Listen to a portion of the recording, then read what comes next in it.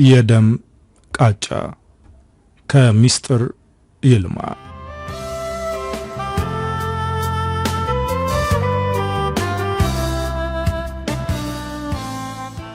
ጉሮሮዋ ተከፍቶ እንጥሏ እስኪታይ ድረስ በቁጣ ትጮኻለች። የተወሰነ ምግብ በእጁ የያዘውን ብሩክን እየተመለከተች የዝምታው ምንጭ ንቀት ነው የሚላትን ኦና ህሊናዋንም ፍጹም ሰምታ በምልንካው በሚል ሐሳብ የያዘውን ዳቦ አስጥሎ አራስ ነብር እንዲሆን ያደረገውን ቃል ወረወረች። ዲቃላ። ብሩክ ደም ስሩ ተገታትሮ እንጀራ እናቱ ፊት ተንደርድሮ ቆመ። በንዴት የሚንተከተክ ደም ፍላቱ አነደደው። ንዴቱን ዋጥ አረገው። ከጦር የሾለ ፊቷን ቢደረግመው ደስታው ነበር። የውስጡን ንዴት ዋጥ አድርጎ ከፊቷ በፍጥነት ሄደ። የግቢያቸውን በር ድርግም አድርጎ ጠርቅሞ ወደሚሸሸግበት ጎዳና መራ። የሰውነቱን ዝረት እያጦዘው የዓለማዘን በእግሮቹ ወደ ኋላ እየረገጠ መክነፍ አሰኘው። ወደማይመለስበት ዓለም መሄድ አሰኘው።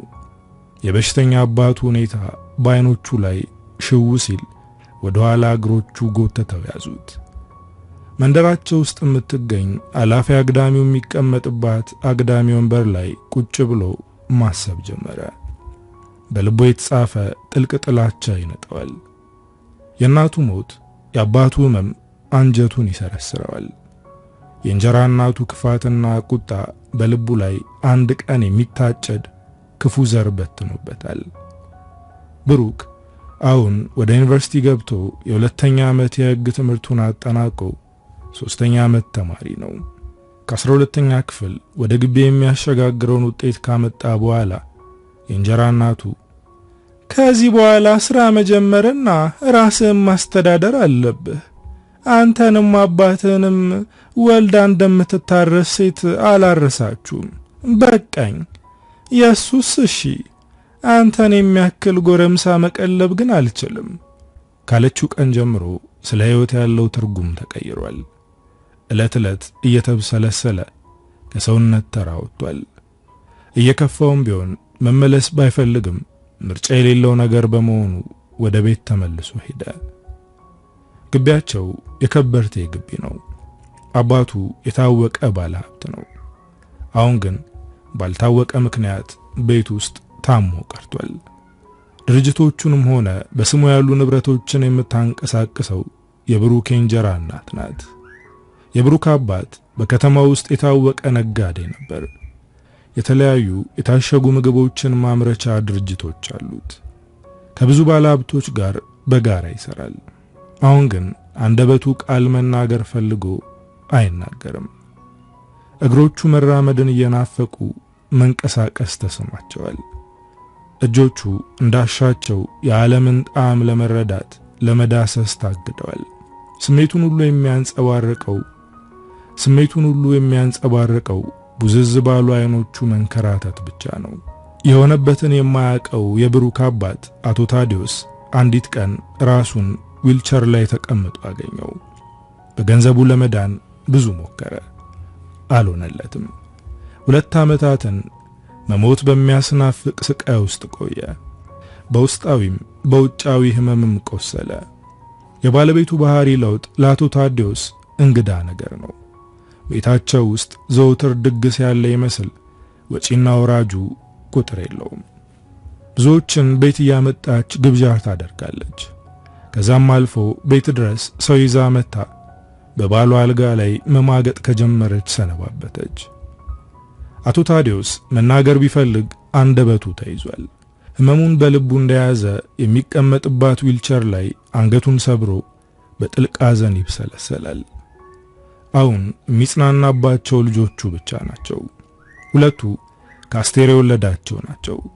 ከአሁኗ ባለቤቱ ከወለዳቸው የመጀመሪያ ልጁ ከብሩክ ብዙም የዕድሜ ርቀት የላቸውም። አቶ ታዲዮስ ከሟች ሚስቱ የወለደው ብሩክ የአይን ስስቱ ነው።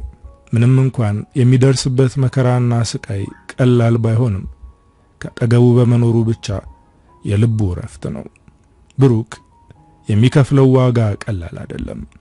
ለአባት ያንን መመልከት ሞትን የሚያስናፍቅ ጥልቅ ስቃይ ነው። ታዲዮስ የባለቤቱ አስቴር ክፋት ዕለት ዕለት እየጨመረ የሰይጣንን መልክ እየተላበሰ ይመስለዋል። እውነትም አስቴር ከሰው ልጅ ምግባር ርቃ ንዋይ ያሳደደች አንድ ያልታወቀ ዓለም ውስጥ ራሷን ደብቃለች። አስቴር የገባችበት የወንጀል አዘቅት እድሜ ዘመኗን ብትታጠብ የሰውነቷን ክርፋት ሊቀይር አይችልም። ያገኘችውን እድል ተጠቅማ የተዘፈቀችበት የክፋት ስር በቀላሉ የሚነቀል አልነበረም። እያደር በውስጧ ክፋትን እያበቀለ ከሰውነት ተራ አውጥቷታል። ለሰው ልጅ ጥቂት ታክል ርህራሄ ከውስጧ ጠፍቶ ጭካኔ ገዝቷታል። ባለቤቷ ታዲዮስ የብዙ ፋብሪካዎች ባለቤት ነው። አሁን ላይ አስቴር እነዚህን ድርጅቶች በበላይነት በመቆጣጠር የድርጅቱን ሰራተኞች የሐዘንና የጭንቅ ምንጭ ሆናቸዋለች። ለድርጅቱም ቀን ከቀን ለሚደርስበት ኪሳራ ትልቁን ቦታ የምትይዘው እሷ ናት። ከቤትም ቤትነት ድንገት ተነስታ የድርጅት ባለቤት ልሆን ስትል ብዙ ነገሮች መስመራቸውን ሳቱ። የታዲዮስ የተከበረ ድርጅት በአስቴር መሪነት ከክብር ማማ ላይ ተንደርድሮ ለመውረድ ጊዜ አልፈጀበትም። የድርጅቱ ሥራ ተቀዛቀዘ። ሁልጊዜ ከሰውነቷ ላይ የተጣበቀች ጥቁር ጉርድ በጥቁር ኮት ትለብሳለች። ቀጭቋ ያለች የምትራመድበት ሂል ጫማ ከመችመች ጣላት እያሉ የድርጅቱ ሰራተኞች ይጠባበቃሉ። ወይዘሮ አስቴር ግን የዋዛ አይደለችም። የተንሻፈፈችም ቢሆን በድርጅቱ ውስጥ መንጎራደዷን አታቆምም። እንዳረጀ ቆርቆሮ ጆሮን የሚረብሽ የሚንቋቋ ድምፅ አላት። ፊቷ በመሞረጃ የተሞረደ ይመስል ሹል ነው። በዛ ላይ ደግሞ ጠላ ቀጠነ በሚል የምትለኩፍ የወጣላት ነገረኛ ሴት ናት። ዛሬ እንደተለመደው የመስሪያ ቤቱን ሰራተኞች አወናብዳ የራሷን ውሳኔዎች ሰጥታ ወደ ቤቷ ተመለሰች። ቤት ገብታ ደግሞ የቤት ሰራተኞችን ስታሾራ መሸች። ሳሎናቸው ውስጥ ትንሹ ልጅና አቶ ታዲዮስም ዊልቸሩ ላይ ተቀምጠው ቴሌቪዥን እያዩ ከቴሌቪዥኑ ድምጽ ውጪ በቤቱ የሚሰማው የአስቴር ከሰራተኞች ጋር ያለ ንትርክ ብቻ ነው። ከቆይታ በኋላ ከውጭ እጅግ በኃይል የግቢ በር ሲመታ ይሰማል። የሚሰማው የበር ጋጋታ ድምጽ እጅግ ልብን የሚሸብር ነበር። ለሁለተኛ ጊዜ የግቢው በር በኃይል ተመቶ ጸጥ አለ። አስቴር ሰራተኞቿን አስከትላ ወደ በረንዳ ወጣች። መጸዳጃ ቤት የነበረው ዘበኛ ሱሪውን እንኳን በስርዓት ሳይታጠቅ ቀበቶን እየጎተተ ወደ በሩ ተንደረደረ። የውጭም መብራት ሲያበሩት ፀሐይ የወጣች ይመስል አካባቢው በወጋገን ተሞላ። ዘበኛው ማን ነው ቢል የሚሰማው አላገኘም። በእጁ የያዘውን ዱላ አስተካክሎ በሩን ከፈት ሲያደርገው በሩን አስደግፈው ያስተኙት ትኩስ ሬሳ ወደ ግቢው ወደቀ። ዘበኛው ፈረሰኛው ጊዮርጊስ ብሎ ወደ ኋላ ሸሸ። ኡታውን ለቀቀው። ሰራተኞችም ምን እንደተፈጠረ ሳይገባቸው ተቀብለው ጩኸታቸውን አቀለጡት። አስቴር ሹልፊቷን የተገታተሩት ደምስሮቿ ከበቡት። ምን እንደተፈጠረ ልታረጋግጥ የሚሮጡትን ሰራተኞች ተከትላ ከቆመችበት ሰገነት ወረደች። ሰራተኞቹ ደርሰው የሞተውን ሰው ማንነት ሲያዩ ጩኸታቸው አቅሙን ጨምሮ ግቢውን አናወጠው። ታዲዮስ ዊልቸሩን እየገፋ ወደ በረንዳው ወጣ። ድንጋጤ ልቡን ወጥሮ ይዞታል። አንደበቱ ምን እንደተፈጠረ መጠየቅ እየፈለገ መናገር ግን አይችልም። አስቴር ወደ ግቢያቸው የተዘረረውን ሬሳ ስታይ መሬት ላይ ሸርተት ብላ ቁጭ አለች። የእህቷ ልጅ የሥራ ደሞ ቀኝ እጇ የነበረው ዳዊት ነበር። ለወይዘሮ አስቴር ዳዊት ማለት ድርድር የማይታወቅበት እንደ ልጇ የምታየው ሚስጥሯን ሁሉ አዋቂ፣ እያንዳንዱን ሥራ አብረው ሸርበው አውጥተውና አውርደው ሁሉንም በጋራ ነበር የሚሰሩት። አስቴር ብቸኛ የምትሰማው ሰው አንገቱ ስር በጭካኔ ሁለት ጊዜ በስለት ተወግቶ ከጉሮሮው ደም እንደ ወራጅ ምንጭ እየፈለቀ ግቢውን ሲያጥለቀልቅ ተመለከተች። በፍራቻ ወደ ኋላ ሸሸች። እጆቿን አፏ ውስጥ ከታ እነከሰቻቸው። ጸጉሯን ነጨች፣ ደረቷን ደቃች። አስቴር ዓለም ጨለመችባት። ግቢው በለቅሶ ቀለጠ። ጎረቤት ሁሉ የሆነውን እያየ ጭንቅላቱን እየያዘ በድንጋጤ ይወጣል። አቶ ታዲዮስ ስሜቱን ሁሉ የሚያንጸባርቅባቸው አይኖቹ እንባን ያፈሳሉ።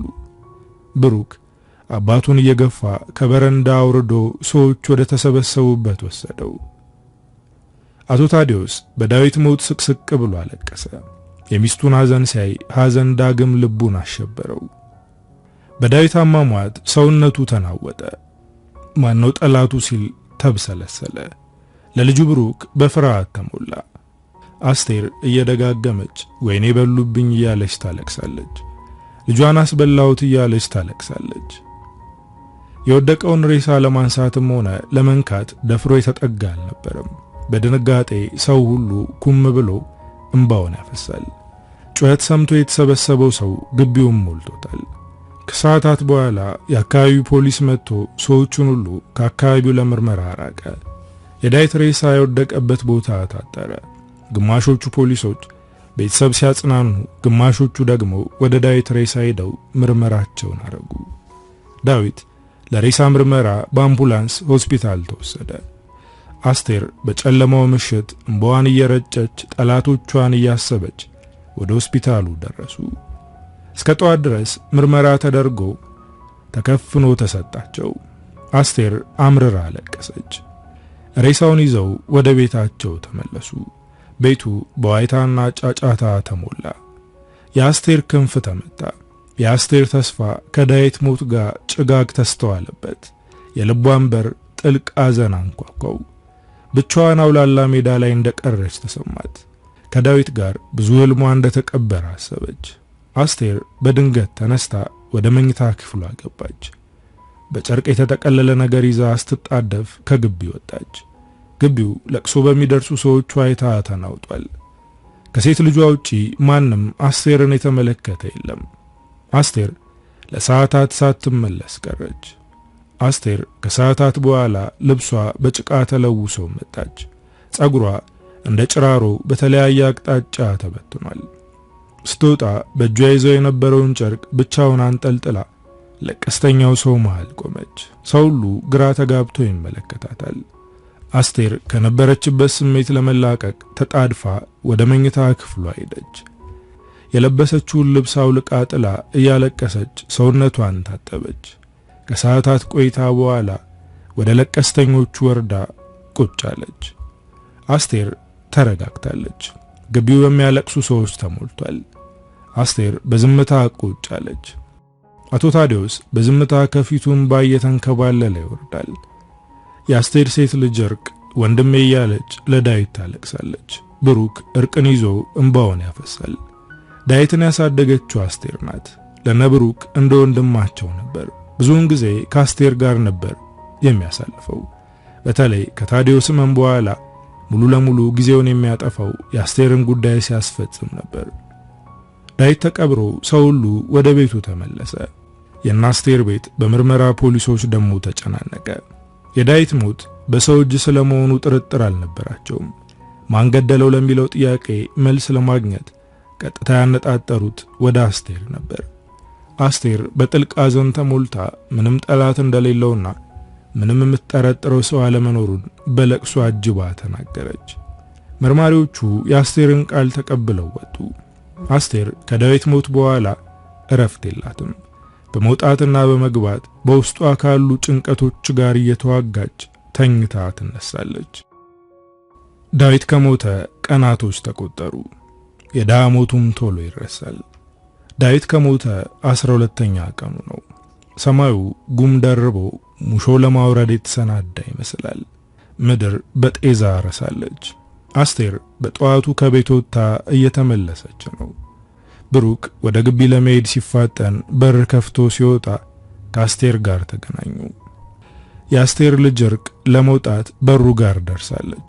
አስቴር ሹልፊቷን እያጨማደደች በስሱ የተደበቁ ቅንድቦቿን ወደ ታችና ወደ ላይ ያረገች በሚሻክር ድምጿ ማነህ ብሩክ አለችው። ብሩክ በጠዋት ደሞ ምን ብላ ተነጅሰኝ ይሆን እያለ አቤት አላት። አስቴር ከራስ ጸጉሩ እስከ እግር ጥፍሩ እየገረመመችው አየችው። ከዚህ በፊት ያልኩን አስበበታል አይደል? ብሩክ አንገቱን ሰብሮ ነገሩን እንዳላስታወሰ ሆነ። ምኑን አላት ቀና ብሎ። ከዚህ በኋላ በሽተኛ አባትን የተሸከምኩ አንሶኝ አንተን ደግሞ በጉርምስና እሽሩር የምልበት አቅም የለኝም። እንደምታየኝ ሴት ነኝ። ብቻዬን ነው ቤተሰቡን እያስተዳደርኩ ያለሁት። ስለዚህ ውጣና የራስህን ነገር ሞክር። ብሩክ ዳግም ድንጋጤ ልቡን ሞላው። በዚህ ልክ ክፉ የመሆኗ ነገር ልቡን ወጋው። የአባቱ ቤትና ንብረት እንደሆነ ያውቃል። ነገር ግን ምን ያክል ከሷ ጋር ልጋፈጥ ማለት የሚያስከፍለውን ዋጋ ደግሞ በተመሳሳይ ያውቃል። አስቴር እጇ ሰፊ ነው። ብሩክ በሷ አቅም ከአስቴር ጋር መጋፈጡ ሞትን ማፋጠን ይሆንበታል። አስቴርን ቀና ብሎ እየተመለከተ የት ሄዳለሁ አላት። አስቴር ደንፍላቷ ጨምሮ እሱም የኔ ኃላፊነት ነው አለችው። እንደፈለኩን የፈለክበት ጋር ሂድ፣ ካሻ እናቴ ሄደችበትም መሄድ ትችላለህ ብለው በሩን ዘግታ ገባች። ወደ ውስጥ ስትገባ እርቅ እያለቀሰች አገኘቻት። አስቴር በድንጋጤ ወደ እርቅ ጠጋ ብላ ምን ነው የኔ ልጅ አለቻት። እርቅ አስቴር ስትጠጋት ወደ ኋላ ሸሸች። ምን ነው የኔ ልጅ እያለች ተጠጋቻት። እርቅ እያለቀሰች ደጋግማ እንዴት እንደሱ ታደርጊያለሽ እማዬ፣ እኛ እኮ ነን ያለነው አለቻት። ዝም በይ አለች አስቴር ቆጣ ብላ። ዝም በይ፣ በዚህ ውሳኔና ሐሳብ ላይ ጣልቃ እንዳትገቢ። ለዚህ ነው የምታለቅሽው? አንቺ ለነገሩ ምን ይገባሻል? አሁን አትነፋረቂ፣ እማረገውን እኔ ያውቃለሁ ብላ ትታት ወደ ቤት ገባች። እርቅ ግቢ ውስጥ ካለው ደረጃ ላይ ቁጭ ብላ ለቀሰች።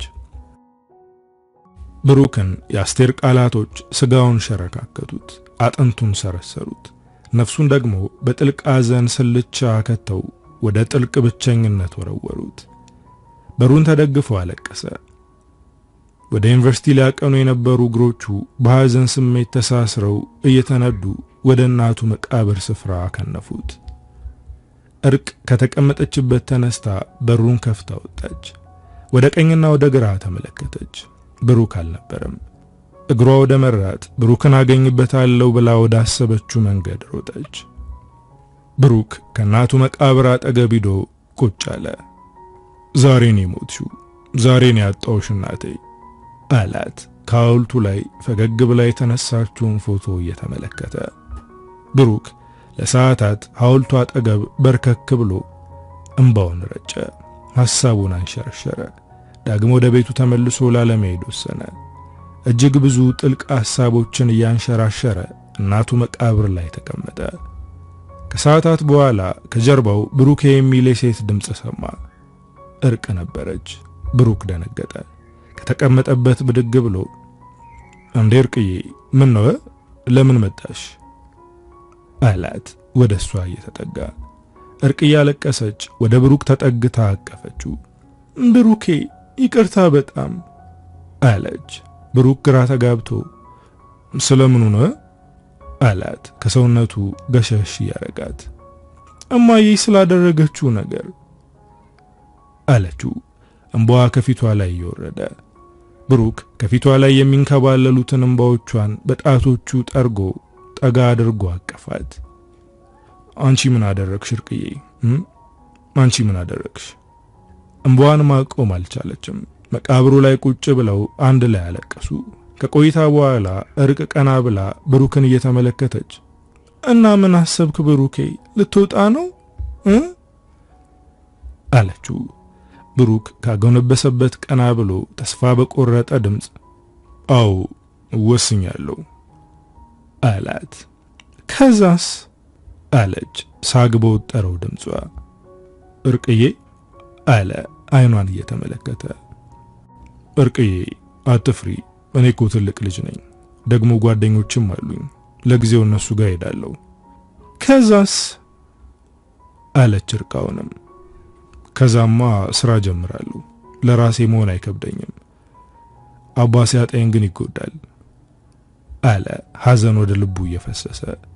ብሩክን ያሳሰበውን ነገር ወደ ልቡ እየዋጠ ያዘነች እህቱን እርቅን ለማበረታታት ሞከረ።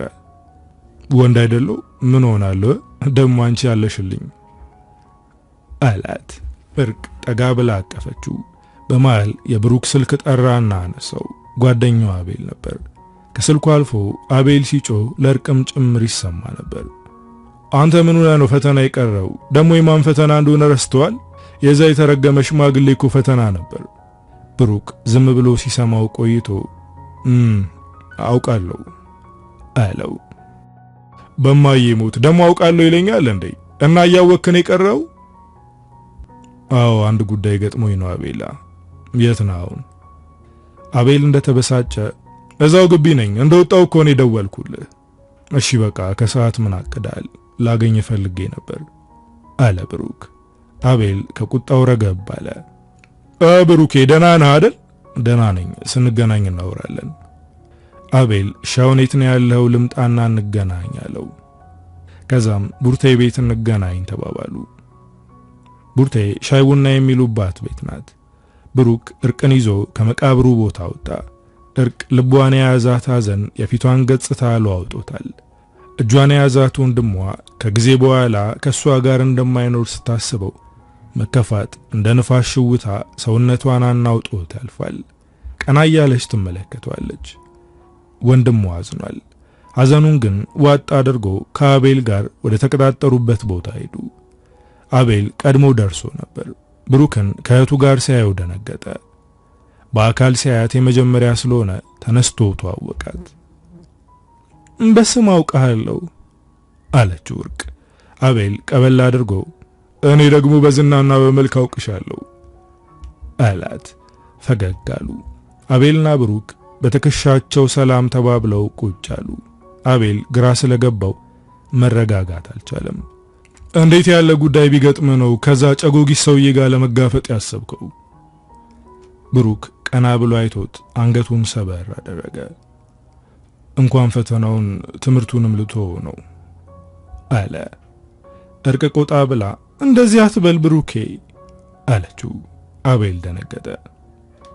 ዛሬ ደግሞ ምንድነው የምታወሩት? አለ። ብሩክ የተፈጠረውን ለአቤል ሲነግረው እርቅ አይኖቿ ድፍርስ እስኪሉ ታለቅስ ነበር። የምትሳሳለት ወንድሟ በገዛ እናቷ በዚህ ልክ መገፋቱን ስታስብ እርቅ እጅግ ውስጧ ታመመ። አቤል በሰማው ነገር ተደናገጠ። ከዚህ በፊት በጥቂቱ ስለ ብሩክ እንጀራ እናት ቢሰማም በዚህ ልክ የከፋች መሆኗን አያውቅም ነበር። አብረው ቁጭ ብለው ብዙ ተጨዋወቱ። እርቅ ወደ ቤት ሳትመለስ ብዙ ስለቆየች ደጋግማ አስቴር ትደውል ነበር። አቤልና ብሩክ ተነሺ በቃ አንሸኝሽ ብለው ተነስተው ወጡ። እርቅን ወደ ሰፈር አደረሷት። የብሩክ አይኖች እንባን አቅርረው ነበር።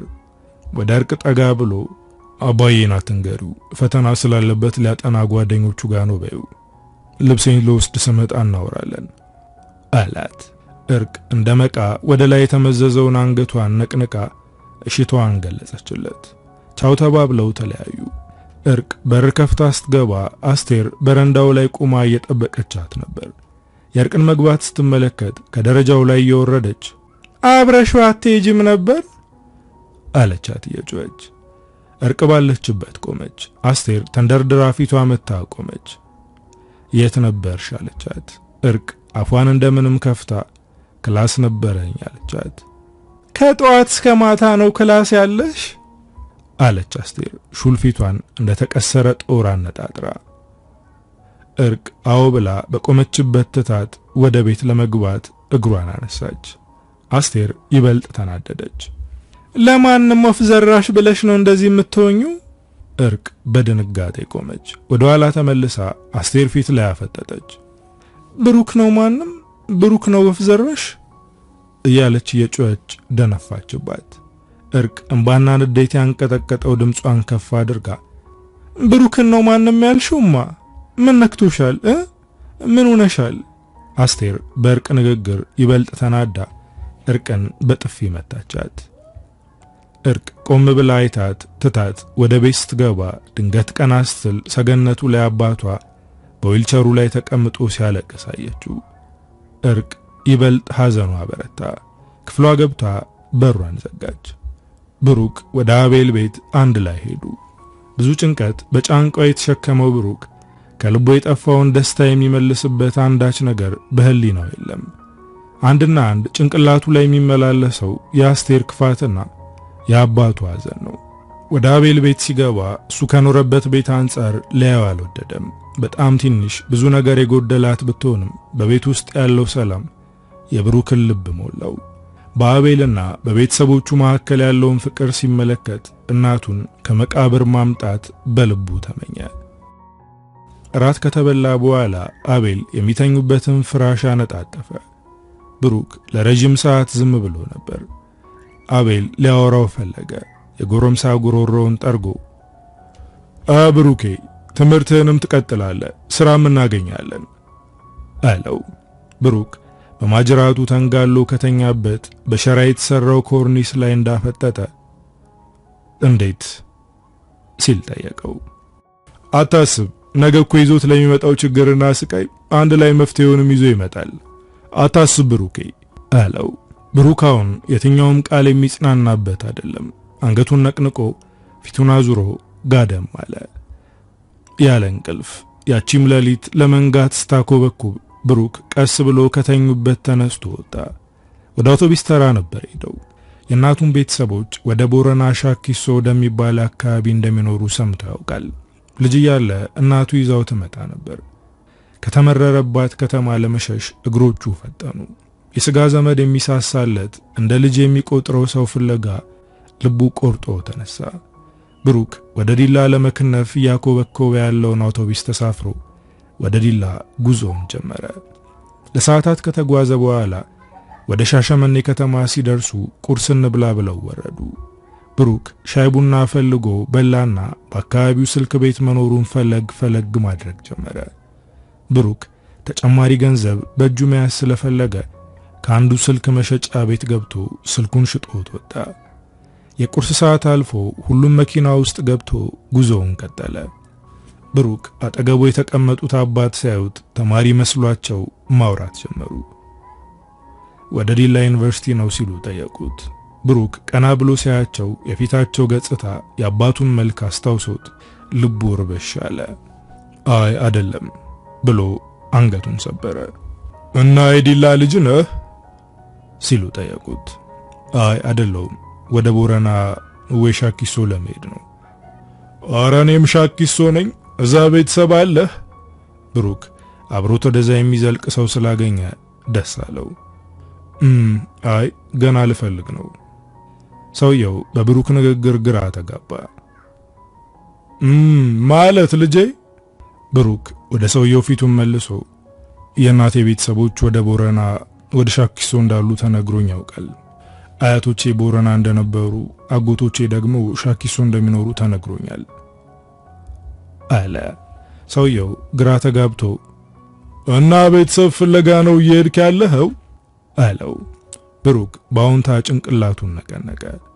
ከዚህ በፊት መጥተህ ታውቃለህ? ልጅ ያለው መጥቼ እንደነበር ቤተሰቦቼ ነግረውኛል። ካደክ በኋላ ለምን አልመጣህም? ብሩክ ውስጡን አዘን ተሰማው። ሆድ ባሰው። አንገቱን እንደደፋ መምጣት አልቻልኩም ነበር አለ። የሰውየውም ልብ አብሮ ተረበሸ። ብሩክ የተሸከመው ሐዘን ከልቡ አልፎ አይኖቹ ላይ ይነበባሉ። ሰውየው ወደ ብሩክ ጠጋ ብሎ እና እናትህም ለምን አብረህ አልመጣችም አለው። በሕይወት የለችም አለ ብሩክ። ሰውየው ድንጋጤ ዋጠው። ከጎኑ ያለው ልጅ ሐዘን የልቡን ስስ ጎን በላው። እጁን ትከሻው ላይ አርጎ አይዞ የኔ ልጅ፣ ሞት መች ይከሰሳል፣ መቀበል ነው እንጂ። የእሷ ቤተሰቦችን ለመፈለግ በማሰብ ጥሩ አድርገሃል። የምትፈልጋቸው ሰዎች ስማቸውና ፎቶአቸው አለህ ታዲያ? ብሩክ ቀና ብሎ ፎቶ የለኝም፣ ያጎቴ ስም አብዲስ ዋቅጅራ እንደሚባል አውቃለሁ። አያቴ ደግሞ ኢንሴኔ ትባላለች። ሰውየው ኢንሴኔ ያለ ደጋግሞ። ብሩክ ምን ነው ታውቃታለህ እንዴ አለ። አይ ልጄ፣ ብዙ ኢንሴኔና አብዲስ ሳለ ሻኪሶ ውስጥ ይሄ ስም ሞልቷል። ግን ስማቸውን ማወቅ ይጠቅማል። እኔም የማውቃቸው ሰዎች ጋርም ወስድሃለሁ። የቤተሰቡ ስም ግን አዲስ አልሆነብኝም አለው። እውነት አለ ብሩክ ተስፋ የሚሆን ነገር በመስማቱ። አዎን አዲስ አልሆነብኝም። ብሩክ ከሰውየው ጋር ያወሩ ዲላ ደረሱ። ዲላ ወርደው ወደ ሻኪሶ የሚጭነው ሚኒባስ ላይ ተጭነው ጉዟቸውን ቀጠሉ። ወቅቱ በጋ ስለሆነ አካባቢው ንደቱና አዋራው ናላን ያዞራል። ቀይ አፈር ቡንን እያለ መኪናውን እያለበሰው ይመለሳል። በየመንገዱ ቁጥቋጦ የሚበሉ ፍየሎች ይታያሉ። መሬቱ የተሰነጣጠቀ ተረከዝ ይመስል ሲያዩት ድርቀቱ ይሰቀጥጣል። አንጀታቸው የተጣበቀ በሬዎችን የሚነዱ ልጆች መሃል ሜዳ ላይ አንድ እንጨት ተክለው በጨርቅ የተሰፋች ኳሳቸውን አንጠልጥለው በተራ በተራ እያወዛወዙ ይጫወታሉ። ከብሩክ ጋር ወግ የያዘው ሰው ድጋሚ ወሬ ጀመረ። ሳይህ የግቢ ተማሪ ነው የመሰልከኝ። ልጅ አዲስ አበባ ዩኒቨርሲቲ ነው የምትማረው። ብሩክ ቀና ብሎ ተመልክቶት እውነት አለ። እውነት? እኔም እኮ እዛ ነበር የምማረው። ምንድነው የምታጠናው ታዲያ? ታውቃት ይሆናላ ጤና ነው ያለችኝ። ይሄ ደም የሚቀዱት ምናምን። ብሩክ ፈገግ ብሎ ነርሲንግ አለ። አዎ እንደሱ ነው ያለችኝ። አሁን ጥር ላይ ትመጣለች። ታዲያ አንተ ምንድነው የምታጠናው ልጄ? እኔ እንኳን ህግ ነበር የማጠናው። ምን ነው ልጄ ነበር የምትለው? ትተኸው ነው? አዎ ትቼዋለሁ። ምን ነው ልጄ? መማር አልቻልኩም። የቤተሰብ ችግር ገጥሞኝ ነው። አይዞህ አይዞህ የኔ ልጅ፣ ህይወት የምታበቃው እስትንፋስ ስትቆም ነው። የሰው ልጅ በቁመናው ሳለ በምንም ውስጥ ወድቆ ከስሩ አዝኖ አጥቶ የመቆም ግን እድል አለው። ይገርምሃል፣ ህይወት የምታስተምርህ ነገር ማጣት መጉደል እንዳልሆነ ነው። ዛሬ በህይወት የቆመ የመሰለህን ነገር ሁሉ ጊዜ ይሰራልሃል። አይዞህ የኔ ልጅ። ብሩክ አባቱን ሰውየው ውስጥ ያየ ተጽናና። ስለ ንግግሩ ደስ አለው፣ እረፍትን አገኘ። በውስጡ አባቱን እያነበበ በሐሳብ ነጎደ። ሰውየው እየደረስን ነው፣ የተወሰነ ጊዜ እስክታገኛቸው እኔ ቤት ረፍ አሉት። ብሩክ ከውስጡ እረ ሰው ማስቸገር አያስፈልግም የሚል ድምጽ ሲገንበት አይ ግድ የለም ሆቴል እከራያለሁ ጋሼ አለው። ምን ነው ልጄ እንደዚህም አይደረግም። ምን ነው ምን በወጣ በሞላ ቤት ደግሞ። ብሩክ ትንሽ ተከራክሮ ተስማማ። መኪናው ሻኪሶ ሲደርስ ወርደው ተያይዘው ጉዞ ጀመሩ። ልጄ ትንሽ የእግር ጉዞ ያለው እንግዲህ ቻለው። ብሩክ የልብ ቅንነቱን እያደነቀ አረ ችግር የለውም ጋሼ አለ። ቀይ ኮረኮንች የተነጠፈበት አልፎ አልፎ አጫጭር ቁጥቋጦዎች የሚታዩበት መንደር ስር ገቡ። በድንጋይ በጭቃ የተሰሩ ቆርቆሮ ቤቶች ይታያሉ። እያንዳንዳቸው ያረጀ የሚመስል ጎጆ ቤት ከጎናቸው አላቸው። ብሩክ ወደ ገጠር ሲመጣ የመጀመሪያ ጊዜው ስለሆነ የሚመለከተው ነገር ሁሉ ለሱ ብርቅ ነው። ፀሐይ ወደ አፎቷ ልትከትም አቅላልታለች። የመንደሩ ሙቀት ቀዝቀዝ ብሎ በንፋስ ሽውታ እየተቀየረ ነው። እነ ብሩክ ኮሽማ አጥር የታጠረ አንድ በብሎኬት የተሰራ ቆርቆሮ ቤትና አነስ ያለች ጎጆ ቤት ወዳለበት ግቢ ደረሱ። አቶ አለምነ ብሩክን እየተመለከተ አይዞ የኔ ልጅ ይሄው ደረስን ብሎ ይዞት ገቡ። ብሩክ የአባቱን ናፍቆት የሚያስታግስበት ሰው እንዳገኘ ተሰማው። ወደ ውስጥ ሲገቡ አቶ አለምነ ባለቤቱን ጠርቶ እንግዳ ይዤልሽ መጣሁ አላት። ከጓዳ ብቅ ብላ ብሩክን አገላብጣ ሳመችው። ከየት አገኘው ይህን መልከ መልካም አለችው። አቶ አለምነ ኮቱን እያወለቀ ቤተሰቦቹን ፍለጋ ነው ወደዚህ የመጣው፣ ሂዶ ሆቴል ሊከራይ ሲል በፍጹም ብዬ ይዤው መጣሁ አላት። ጎሽ ጥሩ አድርገሃል አለሜ፣ በል ቁጭ በል የኔ ልጅ ብለው ወደ ውስጥ ቦንቱ እያለች ገባች። ቦንቱ ከትንሽ ቆይታ በኋላ እግር መታጠቢያ ውሃ ይዛ መጣች። አባቷን እግር አጥባ ወደ ብሩክ ስትጠጋ ብሩክ ብድግ ብሎ ቆመ። ታምሮ ሆነበት። እጅ እንኳን አስታጥቦ የማያውቀው ብሩክ እግርህን ልጠብ ብላ ከስሩ ቁጭ ያለችውን ብላቴና ሲመለከት በፍጹም አልታጠብም፣ ራሴ ደጅ ወጥቼ ነው የምታጠበው አለ። በሁኔታው እየሳቁ ደጅ ውሃና መቀመጫ አስተካክለውለት ወጥቶ ታጥቦ ገባ። ወተትና ዳቦ አምጥታ ፊታቸው አስቀመጠች። ምግብ እስኪደርስ ይህንን እየበላችሁ ጠብቁ ብላ ተመልሳ ገባች። የብሩክ ልብ አረፈ። ለጋስነታቸው ጭንቀቱን አነጎደው። ብቸኝነቱን አንድነታቸው አስረሳው። ቤተሰብ ማጣቱን የቤተሰብ አውዳቸው አረገበለት። ብሩክ በወሰነው ውሳኔ ደስታ ተሰማው። አልፎ አልፎ የሚጨነቀው ለጓደኞቹና ለእህቱ ወርቅ ምንም ባለመናገሩ ነው። ጓደኛው አቤል በጠዋት ሲነሳ ብሩክን በማጣቱ ቀጥታ ሊሄድ ይችላል ብሎ ያሰበባቸው ቦታዎች ነበር ሄደው። አንድም ቦታ ግን ሊያገኘው አልቻለም ነበር። ዛሬ የክሪሚናል ሎ መምህራቸው ክላስ ስለነበረው ሰዓቱን ጠብቆ ገባ። መምህሩ በወንጀል ሕግ ላይ ስላሉ ድንጋጌዎች አጽንኦት እየሰጠ ያስተምራል። አቤል ግን ልቡ በብሩክ መጥፋት ምክንያት ተበታትኗል። አስተማሪው ቀጠለ። የትኛውም ድርጊት በሕግ እስካልተረጋገጠ ድረስ ወንጀል ተብሎ ቅጣት ሊጣልበት አይችልም። ሕግ ወንጀለኞችን በመከላከል በመቅጣት ሰላምና ደህንነትን ለማስጠበቅ ያለመ ቢሆንም ወንጀለኞችን በትምህርትና በሙያ ስልጠና መልሶ ማቋቋም ላይም አጽንኦት ሰጥቷል። ክሪሚናል ሎ እያለ ባለፈው ካቆመበት ማስተማሩን ቀጥሏል። አቤል ግን አይሰማውም። ድንገት መምህሩ የአቤልን በሐሳብ መክነፍ ተመልክቶ ሄይ አቤል የት ነህ? እስኪ አሁን እያወራህ የነበረው እንድገምልን። ስለ ክሪሚናል ጀስቲስ ሲስተም ስቴጆች እያወራን ነበር። እስኪ ደግመህ ንገረን። አቤል ግራ ተጋባ። መምህሩን ምንም እየሰማው አልነበረም። አቤል ይቅርታ መምህር፣ አንድ ጉዳይ ገጥሞኝ ተጨንቄያለሁ። ከምቀርብዬ ነው የመጣሁት። ሐሳቤ ሌላ ቦታ ስለሆነ ላዳምጥ አልቻልኩም። መምህሩም ኢትስ ኦኬ መሄድ ትችላለህ አለው። አቤል ተነስቶ ወጣ። ከግቢ ሲወጣ እርቅን በሩ ጋር ቁጭ ብላ አገኛት። አቤል በብሩክ አለመኖር ተስፋ ቆረጠ። ምናልባት ቤት ሂዶ ይሆናል ብሎ አስቦ ነበር። እርቅ መታ ፊቱ ቆመች። አይኖቿ ሲያለቅሱ አድረው ቡዥዥ ብለዋል። ብሩክስ አለችው ቀስ ብላ። አቤል ግራ ገባው። ቤት አልመጣም ወይ አላት። እርቅ ሐዘን ያወጣቸው አይኖቿ የእንባ ዘለላ አወረዱ። አልመጣም፣ የት ሂዶ ነው? አቤል አጠገቡ ካለው ድንጋይ ላይ ዘፍ ብሎ ቁጭ አለ። እንጃ እርቅ፣ ከእንቅልፋችን ሳንነሳ ነው ከቤት የወጣው። እርቅ አጠገቡ ሂዳ ቁጭ አለች። ጠጋ አድርጎ አቀፋት። እስኪመሽ ድረስ ብሩክን ፈለጉት። እርቅ ወደ ቤት ተመለሰች። ቀጥታ አባቷ ክፍል ገባች። አቶ ታዲዮስ ዊልቸሩ ላይ ቁጭ ብሎ ደጅ ደጁን ያያል። ስሜቱን ሁሉ በአይኑ የሚገልጸው አባቷን ስታይ ይበልጥ ጥልቅ የማይሽር ሰንኮፍ ጣለባት። ከመራመድ የቦዘኑ እግሮቹ ላይ ሄዳ አንገቷን ደፍታ አለቀሰች። አቶ ታዲዮስ የማይታዘዝለት ሰውነቱን ለማንቀሳቀስ እየሞከረ አብሯት አለቀሰ።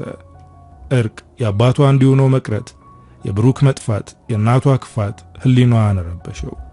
የቤታቸው ምሰሶ የናደውን የነዋይ ናፍቆት አብዝታ ረገመችው። የአባቷን ሕይወት በአንድ ምዕራፍ ያቆመውን አጋጣሚ ኮነነችው። ቤተሰቧ ላይ የሆነ ባለው ነገር በጥያቄ ተናወጠች። እርቅ በልቧ ለተፈጠሩ ጥያቄዎች መልስ መፈለግ ጀመረች። አባዬ ለምን እንደዚህ ሆነ? እናቴን እንዲህ አይነት ጸባይ ከየት አመጣች? ዳዊት ለምን ሞተ? ማን ገደለው? በእርቅ ሊና ለተፈጠሩ ጥያቄዎች ቀላል ምላሽ አልነበራቸውም። እርቅ ከአባቷ እግር ላይ ተኝታ ስታውጣና ስታወርድ አስቴር በሩን ከፍታ ገባች። ተንኮል ያንሸዋረራቸው አይኖቿ የእርቅን ከአባቷ እግር ስር ተኝቶ ማየት አቀላቸው። በደና ጊዜዋም ስታወራ ቆርቆሮ የተንኮሻኮሸ በሚመስል ድምጿ መተኛ አተሽ ነው መሬት ላይ የምትንከባለየው አለቻት። መሬት ላይ ቁጭ ብላ አንገቷን የአባቷ እግር ላይ ያስደገፈችውን እርቅ እየተመለከተች እርቅ በዝምታ አቀናለች። አስቴር የእርቅ ዝምታ ይበልጥ ስለሚያበሽቃት ጮክ ብላ ተነሽራት ሽምቢ አለቻት። እርቅ ከአባቷ ስር ተነስታ ግንባሩን ሳመችው። ወደ አስቴር ጠጋ ብላ አልበላም ብላ ተወጣች። ወደ ክፍሏ ገባች። አስቴር ተከትላት ሄዳ እርቅ አልጋ ላይ ቁጭ አለች። ምን አድርጌሽ ነው ስትል ጠየቀቻት። እርቅም ምንም ስትል መለሰች። ታዲያ ምንም ካላደረኩ ለምንድነው እንደዚህ እንደ ጠላት የምትመለከቺኝ? እናትሽ እኮ ነኝ። እርቅ በንዴት ቀና ብላ አየቻት። ብሩክ ምን አድርጎሽ ነው? ለምንድነው ብሩክ ላይ እንደዛ ያረግሽው? አስቴር ከተቀመጠችበት የአልጋ ጫፍ ወደ እርቅ ጠጋ ያለች የኔ ልጅ አንቺ ልጅ ነሽ። አሁን ብዙ ነገር አይገባሽም። ነገ ግን ለምን ይሄንን እንደማደርግ ይገባሻል። ላንቺና ላሜንዬ ብዬ ነው፣ ለናንተ ብዬ ነው። እርቅ በንዴት እንዴማዬ ምንድነው የምታወሪው? ብሩክስ ልጅሽ ስላልሆነ ነው? ብሩክስ ልጅሽ ስላልሆነ ነው መቼም አይደል? ትንሽ አይደብርሽም ለናንተ ብዬ ነው ስትይ? ኧረ ተይ አለቻት ካልጋዋ ላይ ተነስታ። አስቴር ራሷን ለማረጋጋት እየሞከረች አሁን ነይና ምግብሽን ብይ ብላት ትታት ወጣች። እርቅ እንባዋን ጠራርጋ አልጋዋ ላይ ጋደም አለች። በቅጽበታት ደጋግመው እየተመላለሱ ሰላም ለሚነሷት ጥያቄዎች መፍትሄ ምላሽ ለማግኘት ጭንቅላቷ ተወጣጠረ። ወደ በረንዳ ለመውጣት ጃኬቷን ደርባ ተነሳች። ከታች አስቴር ሰራተኛዋ ላይ ስትጮህ ሰማቻት። ደጋግማ ስንት ጊዜ ነው ነገርኩሽ? ምግብ መውሰድለት እኔ ነኝ ብዬሻለሁ አይደል? ሰራተኛዋ አንገቷን ደፍታ እትዬ እኔ እኮ እርሶ ሲዘገዩ ጊዜ ከሚርባቸው ብዬ ነው የወሰድኩላቸው። አስቴር ደምሱራ ተገታትሮ ትጮኻለች። እርቅ በእናቷ ሁኔታ ግራ ተጋባች። እናቷ ለእርቅ አባት ግድ ካጣችና ስለሱ በፍጹም ጭንቀት ከሷ ከጠፋ ቆይቷል። ለምን ለሰራተኛዋ ምግብ መወስድለት እኔ ነኝ ብላ ጮኸች እያለች ግራ ገባት። አስቴር መለስ ብላ እና በላሽው አለቻት። ሰራተኛዋም አዎ አለች። አስቴር በግራ ዓይኗ ገለማምጣት ሁለተኛ እንዲድገሚና ኮተትሽን ሰብስቤ ነው ማሰናብትሽ ዋ ተናግሬያለሁ ብላ የምትበላውን ምግብ ይዛ ቁጭ አለች። እርቅ በአስቴር ሁኔታ ግራ እንደተጋባች ሰገነቱ ላይ ወጣ ቆመች። የነፋስ ሽውታው የልቧን ድምፅ አደመነው። ቅዝቃዜው የውስጧን ቃጠሎ አቀለለላት። የጨለማው ግርማ ውስጥ በሐሳብ ጠፋች። ከሐሳቧ ስትባነን እርቅ ስትጣደፍ ወደ ምግብ ማብሰያ ክፍሉ ወረደች። ሰራተኛዋ ምግብ እየበላች ደረሰች። እርቅ ድንገት ወደ ክፍሉ ውስጥ ገባ። ሰራተኛዋ ደንግጣ ተነሳች። ምን ነው እርቅዬ አለቻት። ምንም እኔ ምልሽ አለም ለአባዬ ምግብ የምትሰጪው አንቺ ነሽ ሁሌ? አይ እትዬ ናቸው። እኔ ምሳ ሰዓት ብቻ እጄ እንዳበላው ነው የሚፈቅዱልኝ። ሌላውን እትዬ ራሳቸው ይዘው ሄደው ነው የሚያበሏቸው። ለምን እንጃ እርቅዬ፣ ምኑን አውቄው እኔ እንዲያው እትዬ ጉዳይ ኑሯቸው ያረፈዱ እንደሆነ እኔ ይዤ ባበላቸው ልክ እንደ ቅድሙ ምድር ትቃጠላለች። ቤቱን በአንድ እግራቸው አቆመው እኔን ደግሞ ለመግደል ነው የሚደርሱ። ከእንግዲህ እንደሆነ አላረግም እቴ። እኔ እግዚአብሔር በሽተኛ ሰው ከሚራብዬ ነው። አይበጅም ካሉ ይቀራል እንግዲህ አለች አለም እጇን ወገቧ ላይ ባሰረችው ጨርቅ እየጠረገች። እርቅ ይበልጡኑ ግራ ተጋብታ ወደ ክፍሏ ተመልሳ ገባች። ነገሮችን ማሰላሰል ጀመረች። ስልኳን አውጥታ ወደ አቤል ደወለች። ነገ እንደምትፈልገው ነግራው ስልኩን ዘጋችው። ምናልባት የብሩክ ስልክ ከሰራ ብላ ደጋግማ ሞከረች። በጠዋት አላርሟን ቀጥራ ተኛች። ብሩክ በጠዋት ተቀስቅሶ የቡና ቁርስ ቀረበለት። ያቶ አለምነህ ሚስት ነበረች። በልተነስ ቁርስ ብላ ልጄ ያለችው። ትንሿ ልጃቸው ፊት ለፊት እያየችው ቡናውን ተወቅጣለች። አቶ አለምነህ በር ስር ቁጭ ብሎ ዳዊቱን ያነባል። ብሩክ የቀረበለትን ነገር እያየ ሁሉንም ተራ በተራ እያቸው። ሁሉም ስራ ይዘዋል። እሱ ግን እንዲበላ ፊት ለፊቱ የቀረበለት ምግብ አለ። ምግቡን ያቀረቡለትን የአቶ አለምነህን ባለቤት ቡና ሲያቀርቡ አይቶ እኔ በኋላ እናንተ ስትበሉ እበላለሁ አለ። ገራገሯ መቤት በፍጹም አለች። እናንተ የከተማ ሰዎች እኮ አቅም የላችሁም፣ እኛ ለምደነዋል። ትንሽ ቅመስና በኋላ ደግሞ አብረን ትበላለህ አለችው። ብሩክ ፈገግ ብሎ እሺ አላት። የቀረበለትን ምግብ በተሰጠው ማንኪያ እያወጣ ጎረሰ። በልቶ እንደማያውቅ አልሆነም። አጣጥሞ በልቶ ተነሳ። ውጭ ሲወጣ ሃዱ ወደ ቤት እንጨት ተሸክማ ስትገባ አየ። ሲሮጥ ሄዶ ቆይ እኔ ልቀበልሽ ብሎ ተቀብሎ እንጨቱን እየተመላለሰ ቤት አስገባላት። ሃዱ በደስታ ብዙ መረቀችው። ብሩክ ግን ይበልጡኑ ተደሰተ። አቶ አለምነህ ጸሎቱን ሲጨርስ ቀና ብሎ ብሩክ እንጨት ተሸክሞ ሲገባ አየው። ዳዊቱን አስቀምጦ ሃዱዬ እንግዳ እንጨትና ሸክም እኔ ስጨርስ አስገባልሽ ነበር እኮ። ብሩክ ፈጠን ብሎ አረጋሽ ምን ችግር አለው? ደሞ አድሮ በልቶ ጠጥቶ እንግድነት አለ? አውቶ እንደ ቤቱ ይሰማው። እኔም እንግድነት እንዳይሰማው ብዬ ነው እምቢ ያላልኩት። ካላችሁ እንግዲህ አለ አቶ አለምነህ። የቀረውን እንጨት ይዘው ወደ ቤት ገቡ። ምግባቸውን በልተው የጠዋት ቡናቸውን ጠጥተው ሁሉም ወደ ሥራ ተሰማሩ። ብሩክ ከአቶ አለምነህ ጋር ሥራ ቦታ ለመሄድ ተነሳ። አቶ አለምነህ በሻኪሶ ውስጥ ወርቅ ከሚያወጡ ባለሀብቶች ጋር በጋራ ይሰራል። የተለያዩ ሰራተኞችም ቀጥሮ በወርቅ ማውጣት ሥራው ላይ አሰማርቷል። አቶ አለምነህ ብሩክን ይዞት ወደ ሥራ ቦታ ሄደ። ቀይ አፈር የተቀባ የሚመስል ልብስ የለበሱት ሰራተኞች ከጋራው ስር እየቆፈሩ አፈራቸውን ያንገዋልላሉ። ሁሉም በራሳቸው ዓለም ሥራቸው ላይ ተጠምደዋል። አቶ አለምነህ ወደ ሰራተኞቹ ገብቶ ተቀላቀለ።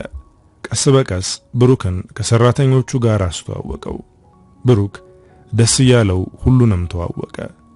በጋራ ከአፈሩ ወርቁን ለመለየት ጭቃ ውስጥ ተዘፍቀው ይዘፍናሉ።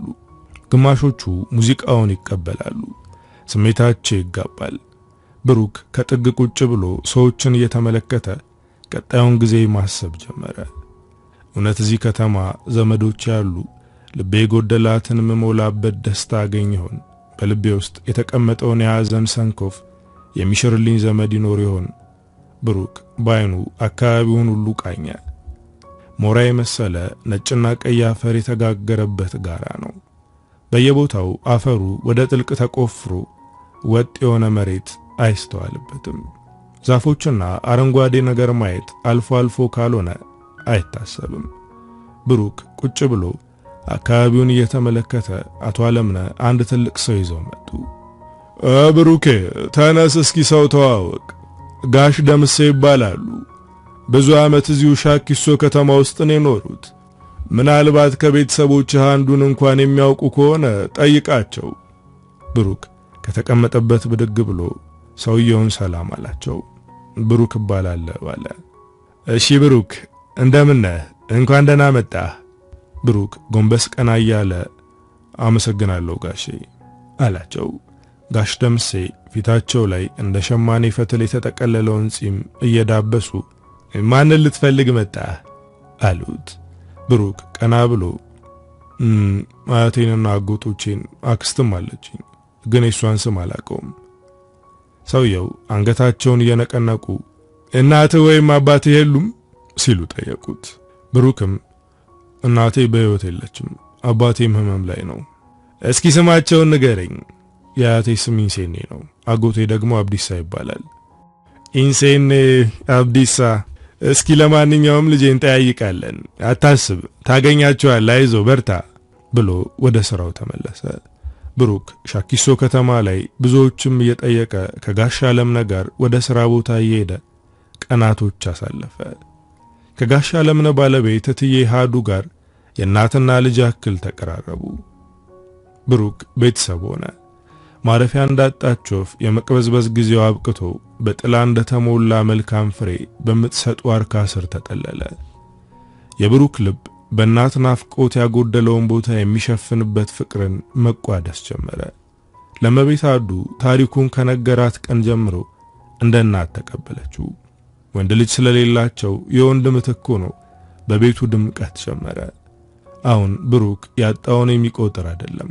ባገኘው ነገር ደስታ ተውጧል። ቤተሰቦቹን እየፈለገ የሻኪሶ ነዋሪ ሆነ። ጋሽ አለምነህ ብሩክን ወደሚሰራበት ቦታ እየወሰደው ብዙ ነገር አስተማረው። አብሯቸው መስራት ጀመረ። ብሩክ ዕለት ዕለት ብዙ ነገሮችን ለመደ።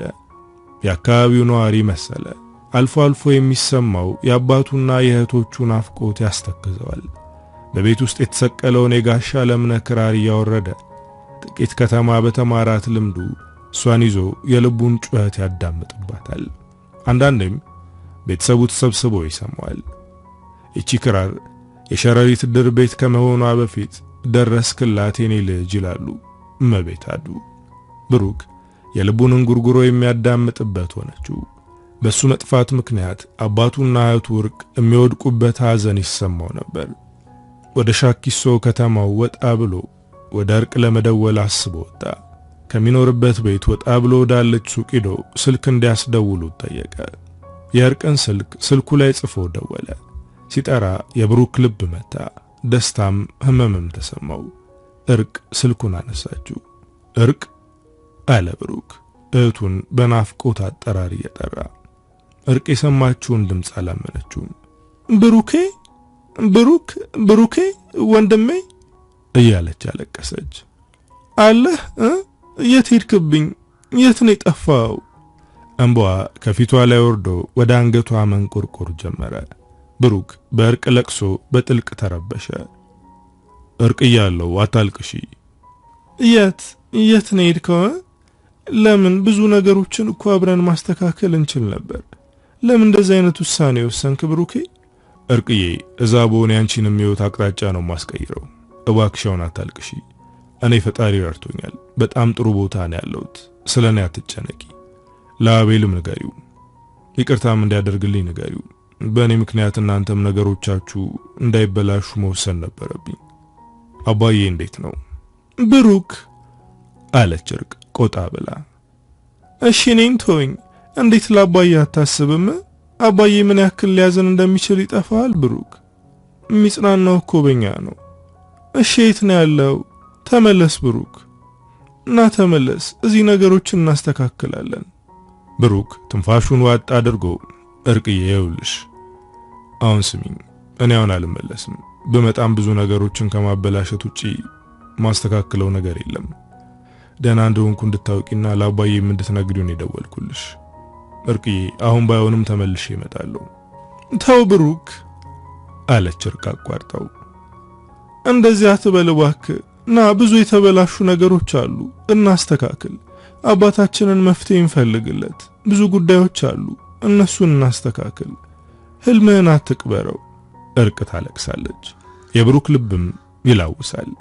ብሩክ ልቡ ለጊዜው ለመሰንበት ቆርጧል። የእርቅን ለቅሶና ህመም በልቡ ውስጥ ሽሽግ አድርጎ ይዞ እርቅን ተሰናበተ። እርቅ ደና በመሆኑ በመደወሉ ልቧ እረፍት ቢያገኝም ርቆ በመሄዱ ልቧ ተሰበረ። ብቻዋን እንደቀረች ተሰማት። ከብሩክ ድምጽ በኋላ እርቅ የእናቷን መግባትና መውጣት መከታተል ጀመረች። ሁሉም ሰው የሚረዳው የአስቴር የጥፋት ጉዞ መዳረሻውን ማንም ባያውቅም ያለችበት ግብግብ ሁሉም ይረዳዋል። አስቴር ወደ ቤት ስትመለስ እንደለመደችው ከሰራተኛዋ ምግብ ተቀብላ ወደ አቶ ታዲዮስ ክፍል ለመሄድ ስትዘጋጅ እርቅ አየቻት። ከክፍሏ ፊት ለፊት ወዳለው ክፍል ገብታ ቆመች። አስቴርን እያንዳንዱን እንቅስቃሴዋን መከታተል ጀመረች። አስቴር ከሰራተኛዋ ምግቡን ከተቀበለች በኋላ በቤቱ መካከል ወዳለው ኮሪደር ጋር ስትደርስ ግራና ቀኙን አይታ ቆመች። ኮሪደሩ መሃል ያለውን ቁም ሳጥን ከፍታ አንድ የተቋጠረ ፌስታል አወጣች።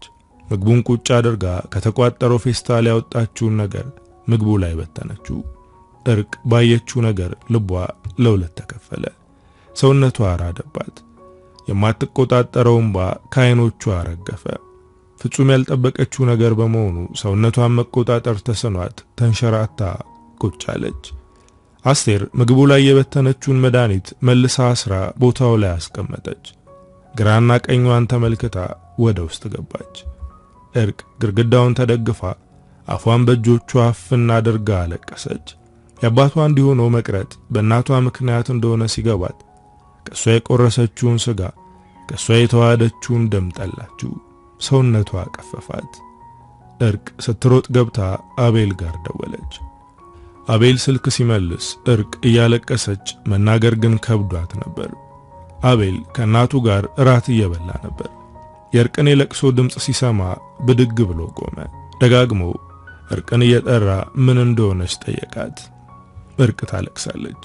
አቤል ልምጣ አለ። እርቅ አላንገራገረችም። አዎና አለችው። አቤል ለመውጣት ሲዘጋጅ እናቱ ምነው ልጄ፣ ምነው ሰላም አይደለም? እርቅ ምን ሆነች? ምነው ከመሸ የት ነው የምትሄደው ስትል ጠየቀችው። እማዬ ይቅርታ፣ እርቅ የሆነ ነገር ገጥሟታል፣ መሄድ አለብኝ፣ እመለሳለሁ ብሎ ወጣ። አቤል በእርቅ ሁኔታ ግራ ስለተጋባ በፍጥነት እርቅ ያለችበት ቦታ ደረሰ።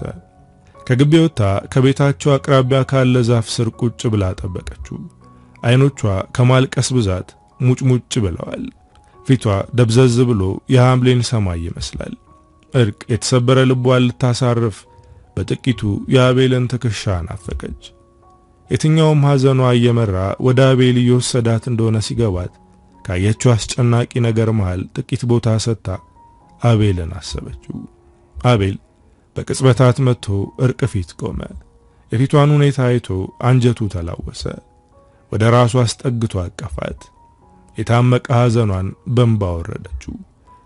ድንጋጤ የሞላው ልቡ በእንባዋ ይበልጥ ተደናበረ። ደጋግሞ ምን እንደተፈጠረ ጠየቃት።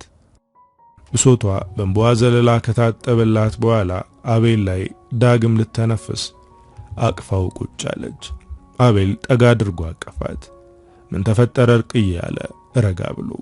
እርቅ የሐዘን ሽንቁሯን ያየችው ያላመነችውን እውነት ለአቤል ለመንገር አንደበቷን ከፈተች። አቤል ዛሬ ለብዙ ጊዜ ጥያቄ የሆነብኝን ነገር መልስ አገኘውለት። የምን ጥያቄ? የምን መልስ? እርቅ? አባዬ ለምን እንደዚህ ሆኖ እንደቀረ ደረስኩበት። አቤል በድንጋጤ ወደ እርቅ ፊቱን አዙሮ ምንድነው እርቅ አላት ለመስማት እየተጣደፈ። እማዬ አለች አንደበቷን እንባ ተናንቆት።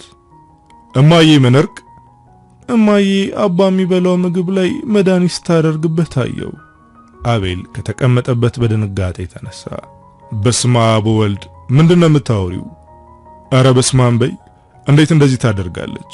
ባሏ ላይ የልጆቿ አባት ላይ? አላውቅም አቤል አላውቅም፣ ግን አይቻታለሁ። አባዬ እንደዛ ባይሆን ይህን ሁሉ ጊዜ እንደዚህ ሆኖ አይቀርም ነበር። አቤል ራሱን መቆጣጠር አቃተው። የሰማውን ማመን ከበደው። ወደ እርቅ ተመልሶ ሄዶ ቁጭ አለ። በሁለቱም እጆቹ የእርቅን ፊት ይዞ ስሚኝ እርቅ፣ ተረጋጊና ድጋሜ የተፈጠረውን ንገሪኝ። ራቋን ዋጥ አደረገች። አይኖቿን ጨፍና ከፈተቻቸው። አቤልን አተኩራ ተመለከተችው። ከዚህ በፊት ብላ ጀመረች። ከዚህ በፊት ሰራተኛዋን ለምን ምግብ ወሰድሽለት ብላ ስትቆጣት አይቼ ግራ ገብቶኝ ነበር። እኔ ነኝ የምወስድለት አትውሰጂለት ብዬሽ አይደል ስትላት ነበር። ከዛ ሰራተኛዋን ስጠይቃት ምሳ ሰዓት ካልሆነ እሱንም እሷ ከሌለች ብቻ እንደምትወስድለት፣ አለዛ ግን ጠዋትም ማታም እሷ እንደምትወስድለት ነገረችኝ። ከዛ ዛሬ ከስራ ገብታ ከሰራተኛዋ ምግብ ተቀብላ ስትወጣ አየኋት፣ ተከተልኳት። ከዛ ግን ብላ እርቅ አለቀሰች። ከዛ ግን ከኮሪደሩ ቁም ሳጥን በፌስታል የታሰረ ነገር ፈታችና ምግቡ ላይ በተነችው። ከዛ ግራና ቀኟን ደጋግማ አይታ ይዛው ገባች። አቤል አባ እንደዚህ ሆኖ የቀረው በሷ ምክንያት ነው። ተመልከት ብሩክን እንዴት ከቤት እንዳባረረችው። ድርጅቱ ውስጥ እንኳን ብዙ የአባቴን ጓደኞች አባረራቸዋለች። ያለ ምክንያት በአንድ ጊዜ ነገሮች እንደዚህ አልተቀያየሩ። የዳዊት ሞት ራሱ ምክንያቱ እሷን የምትሆነው። እርቅ ደምስሮቿ ተገታትረው ከዓይኖቿ እንባን እያወረደች አቤልን ታወራዋለች። አቤል በእርቅ ልብመም ልቡን አመመው። ስለ ሐዘኗ ጥልቅ ሐዘን ተሰማው። ወደ እሷ አስጠግቶ አቀፋት።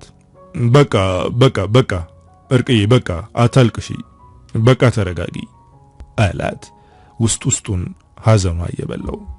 እርቅ ወደ አቤል ተጠግታ አቀፈችው። የተሰሟትን ስሜቶች ሁሉ አቤልን አውርታ ከራሷ ላይ አቀለለች። አንዳች ነገር ከውስጧ ገሸስ ሲል ተሰማት። አቤል በሰማው ነገር ህሊና ያስጨንቀው ጀመር። እንዴት የሚሉ ጥያቄዎች እየተመላለሱ ውስጡን ረበሹት። ምን እናድርግ አለ። ብዙ ሐሳቦችን አውጥተው አወረዱ። ከእርቅ ጋር በብዙ ሐሳቦች ዙሪያ ተነጋገሩ። እርቅ ካለባት ጭንቀት ወጣ ብላ አብሯት ያለውን አቤልን ለሰከንድ አስተዋለችው። አተኩራ ተመለከተችው። አይኖቹን አፍጥጣ አየቻቸው። አቤል በሁኔታዋ ግራ ተጋብቶ እርቅዬ ምን ነው አላት። እርቅ አይኑን እያየችው ማን ነው እንደዚህ ቅን አድርጎ ይሰራህ? አቤል ፈገግ ብሎ አንጥረኛው ነዋ ሸክላ ሰሪው አላት በድጋሚ። ማን ነው እሱ? ፈጣሪ ነዋ። ግን እኔ ቅን የምባል ሰው አይደለሁም። ማንም ሰው ይህንን ሊያደርግ ይችላል። ይህን ማድረግ ቅን ሊያስብለኝ አይችልም። እርቅ ወደ አቤል ጠጋ ብላ በፍጹም ማንም ሰው እንዳንተ ሊሆን አይችልም የታደለ ሰው ካልሆነ። እሺ ይሁንልሽ አመሰግናለሁ ብላ ጉንጩን ሳመችው። አቤል አንዳች ነገር ከልቡ ላይ ግንፍል ሲል ተሰማው። ልዩ ስሜት ሰውነቱ ሲያመነጭ ታወቀው። ወደ እርቅ ተጠጋ። በእጆቹ ይዞ ወደ ሰውነቱ አስጠግቶ አቀፋት። ምንም አይደል እርቅዬ በርቺልኝ። አሁን ግቢና ወይ ደግሞ ነገር ስትወጣ ያየሽው መድኃኒት አይነቱ ምን አይነት እንደሆነ አረጋግጪ። ከዛ መፍትሄ እንፈልጋለን። አደራ ተጠንቀቂ አቤል አይኖቹ ውስጥ ያለ ተስፋ የእርቅን ልብ አጸናው። ከነገ ጀምሮ እያንዳንዱን እንቅስቃሴዋን እንከታተላለን አይሻልም አላት አቤል የወንድ ድምጹን አለስልሶ የእርቅን ልብ ያባበለ። እርቅ እያንዳንዱን የአቤል ቃል እንደ እግዚአብሔር ቃል ሰማችው፣ በሽታ ተቀበለችው። ተሰናብቷት ወደ ቤት ተመለሰ። አቤል ልብ ውስጥ ከእርቅ የተሰጠው ቦታ ጽኑ ቤት ሰራ። እርቅ ካለባት ጭንቀት በብዙ አርፋ ቤቷ ገባች። ብሩክ ከሀገሬው ሰው ጋር የሀገር ሰው ሆኗል። ወርቅ በማውጣት ቁፋሮ ላይ ተሰማርቶ ከጋሻ ለምነ ጋር ሲመሽ ወደ ቤት ይመለሳል። አጎቶቹ እዛ ከተማ እንደነበሩና አሁን ወደ ቦረና መቀየራቸውን ከብዙ ሰዎች ሰማ። የጋሻ ለምነና የመቤት አዱ ፍቅር ሌላ እርምጃ እንዳይራመድ አድርጎ ያዘው። ዛሬም እንደተለመደው ከሥራ ለምሳ ወደ ቤት ሲመጡ ቤቱ ድምቅ ብሎ መቤት አዱ ሽርጉድ ይላሉ። ጋሻ ለምነ እናቴ ምን ተገኘ ዛሬ ብሎ ባለቤቱን በጥያቄ ይጎበኛል። አዱ ከወትሮ በተለየ ደምቃ ሽርጉድ ትላለች። ጌታዬ አኒስ አልደወለችልህም? እየመጣው ነው ብላኝ እኮ ነው። ጋሻ ለምነ ፊቱን የደስታ ጸዳል በቅጽበታት ሞላው። አትይኝም? እውነትሽን ነው አለ ፈገግ እንዳለ። ሙት አለምዬ እየደረስኩ ነው ብላ ደወለች። ቤተሰቡ በልጃቸው የመምጣት ዜና በሐሴት ተሞላ። ብሩክ ቤተሰቡ ላይ ያየው ጉጉትና ናፍቆት የሱም ባዶነት እያሳየው በናፍቆት ሞላው። ወጥቶ ሲገባ በደስታ የምትቀበለው እናት ናፈቀ። እንዴት እድለኛ ናት፣ ምንኛ መታደል ነው አለ። የቤተሰቦቿን ናፍቆት አይቶ በወሬ ብዙ የተባለላትን አኒሳን እስኪያት ድረስ ብዙ ጓጓ። ከነሱ እኩል በናፍቆት ጠበቃት። ሲመሻሽ ጋሻ ለምነና ብሩክ ከዲላ የሚመጣ መኪና የሚቆምበት መናኸሪያ ሄደው ጠበቋት። አኒሳ ሐምራዊ ቀሚስ ለብሳለች። ከቆዳዋ ቀለም ጋር የለበሰችው ልብስ ተዋህዶ አንዳች ሌላ የሚያንጸባርቅ ቀለም ፈጥራለች። ከመኪናው ወርዳ አባቷን ስታይ በፈገግታ ተሞላች። ከምስራቅ የምትመጣ የማለዳ ፀሐይ ትመስላለች።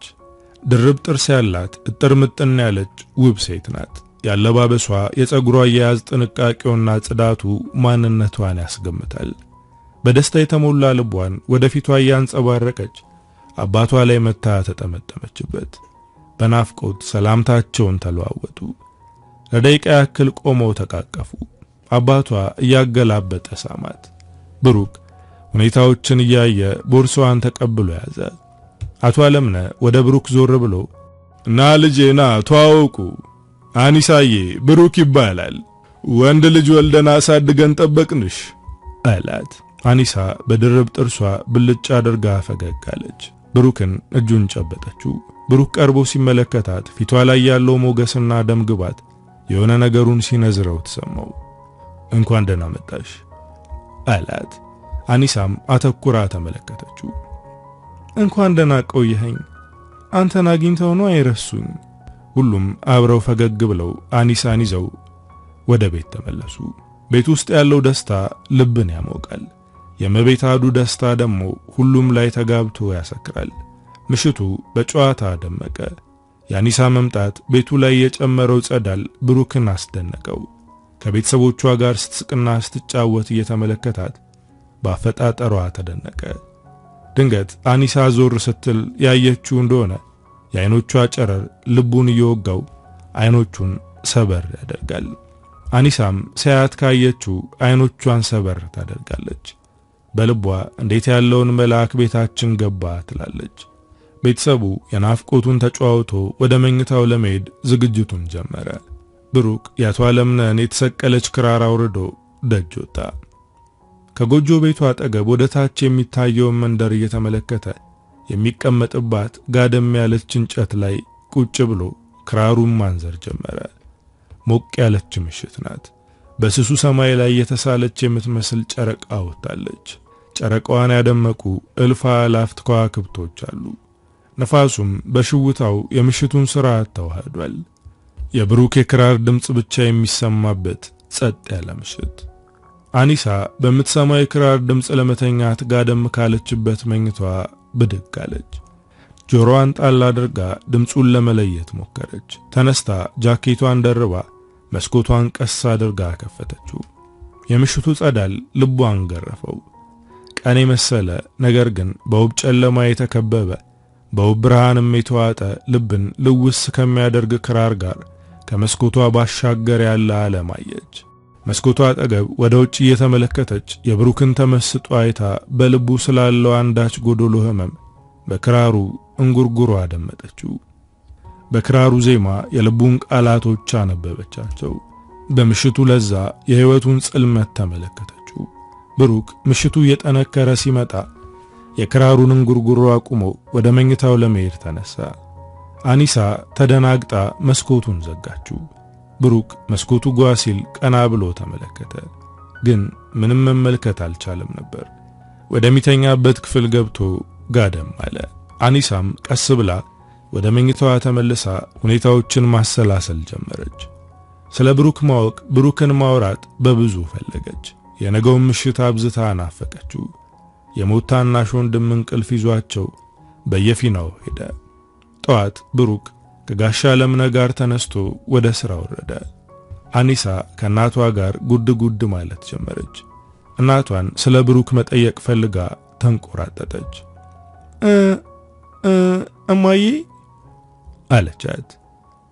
ወይ ያለች እመቤት አዱ ፊቷን ወደ ልጇ መልሳ፣ እኔ ምልሽ እማዬ ብሩክ እንዴት ነው እኛ ቤት የመጣው? ብሩኬ አባትሽ ነው ቤተሰቦቹን ሊፈልግ ወደዚህ ከተማ ሲመጣ ያገኘው። እመቤት አዱ ወደ ስራቸው ተመለሱ። ከዛስ አለች አኒሳ። ከዛማ አባትሽ ማረፊያ ሲፈልግ ይዞት መጣ፣ እኛ ጋር ቁጭ ብለህ ፈልጋቸው ብሎ። የኔ ልጅ እንዴት አሳዛኝ ታሪክ ያለው ልጅ መሰለሽ። በዚህች እድሜው ስንት መከራ ተሸክሞ እንደቆመ በቃ ያለፈበትን ስንሰማ እኔም አባትሽም ልባችን ስብር ነው ያለው። በዛ ላይ እንዳንቺው ተማሪ ነበር፣ ትቶት ነው የመጣው ስትላት፣ እውነት ምን ነበር የሚማረው አለች አኒሳ ፍጥን ብላ። ምን ነበር ያለው? ሕግ ነው ያለኝ። አዎ ሕግ ተማሪ ነበር። አኒሳ ብሩክን ስታየው ዝም ብሎ ተራ ሰው እንዳልሆነ የገመተችው ወደ እውነትነት ሲቀየር ስታይ፣ እና ለምን አቋረጠ እማዬ? ትምህርቱን ምን ገጥሞት ነው ያቋረጠው? እመቤት አዱ በእጃቸው የያዙትን ጎመን እየቀነጠሱ፣ አሁን ምሳ ሰዓት ይደርስብናል፣ ሌላ ቀን ነግርሻለሁ፣ ስራችንን እንስራ። አኒሳ በሽታ ተነስታ ቤቷን ማጽዳት ጀመረች። የቤቱን ዕቃ አራግፋ እንደ ሴትነቷ ማጸዳዳት ጀመረች። የተሰቀለውን ክራር አውርዳ በእጇ ይዘው ትንሽ ቆመች። ማታ በብሩክ እጅ ላይ ሆኖ አሰበችው። ከሐሳቧ ስትመለስ በያዘችው ጨርቅ ጠረግ አድርገው መልሳ ሰቀለችው። ስለ ብሩክ ብዙ ማወቅን ልቧ ፈለገ። ዝምታዋና እርጋታዋ አንዳች ነገር ልቧ ውስጥ ጫረ። ረጅም ቁመቱ ከጠይም ፊቱ ጋር ደጋግሞ ታያት። ቤት ተመልሰው እስኪመጡ ናፈቀች። አኒሳ አባቷንና የብሩክን መምጣት እየናፈቀች ሰዓቱ ሄደ። ከወትሮ አርፍደው ነበር የመጡት። ከሩቅ ከአባቷ ጋር እያወሩ ሲመጡ ስታያቸው የሆነ የፍቅር ወላፈን የመሰለ ነገር ልብልብ አድርጎ ተሰማት። እስኪደርሱ ድረስ ብሩክን ቆማ አየችው። ሁሉ ነገሩ ለፍቅር የሚያጠምድ መረብ አለው። እርምጃው ሰበር ሰካ የሚል በቁመቱና በሰውነቱ ልክ የተወጠነ ነው። ቀና ከማለት ይልቅ አንገቱን መድፋት የሚቀናው ነው። የሰውነቱ ቀለም የወንድነትን ጣዕም ይገልጣል። ጠይም አሳ መሳይ ነገር ነው። ንግግሮቹ የተቆጠቡ ናቸው። አይኖቹ መርጠው እንጂ እንደማያዩ ከሁኔታቸው ያስታውቃሉ። አኒሳ እነ ብሩክ ቤት እስኪደርሱ ድረስ አየቻቸው። ቤት ገብተው አኒሳና እመቤት አዱ ምግብ አቀራረቡ። አኒሳ ለእጃቸው ውሃ ልትሰጥ ስትመጣ ብሩክ ሊቀበላት ተነሳ። አኒሳ እረ ችግር የለውም ደክሞ አይደል የመጣው አለችው፣ ቀና ብላ ያየችው። ብሩክ አንድ ጊዜ ብቻ አይቷት አይኑን ሰበር አደረገ። እረ ችግር የለውም ብሎ ከጆጉ እጀታ እጁን ሲያኖር ከአኒሳ እጅ ጋር ተነካኩ። ብሩክ ፈጠን ብሎ ውሃውን ተቀብሎ አስታጥቦ ታጥቦ ተቀመጠ። ቀና ብሎ ሲመለከታት ከእናቷ ጋር ትስቃለች። በድርብ ጥርሷ ውበት ተነደፈ።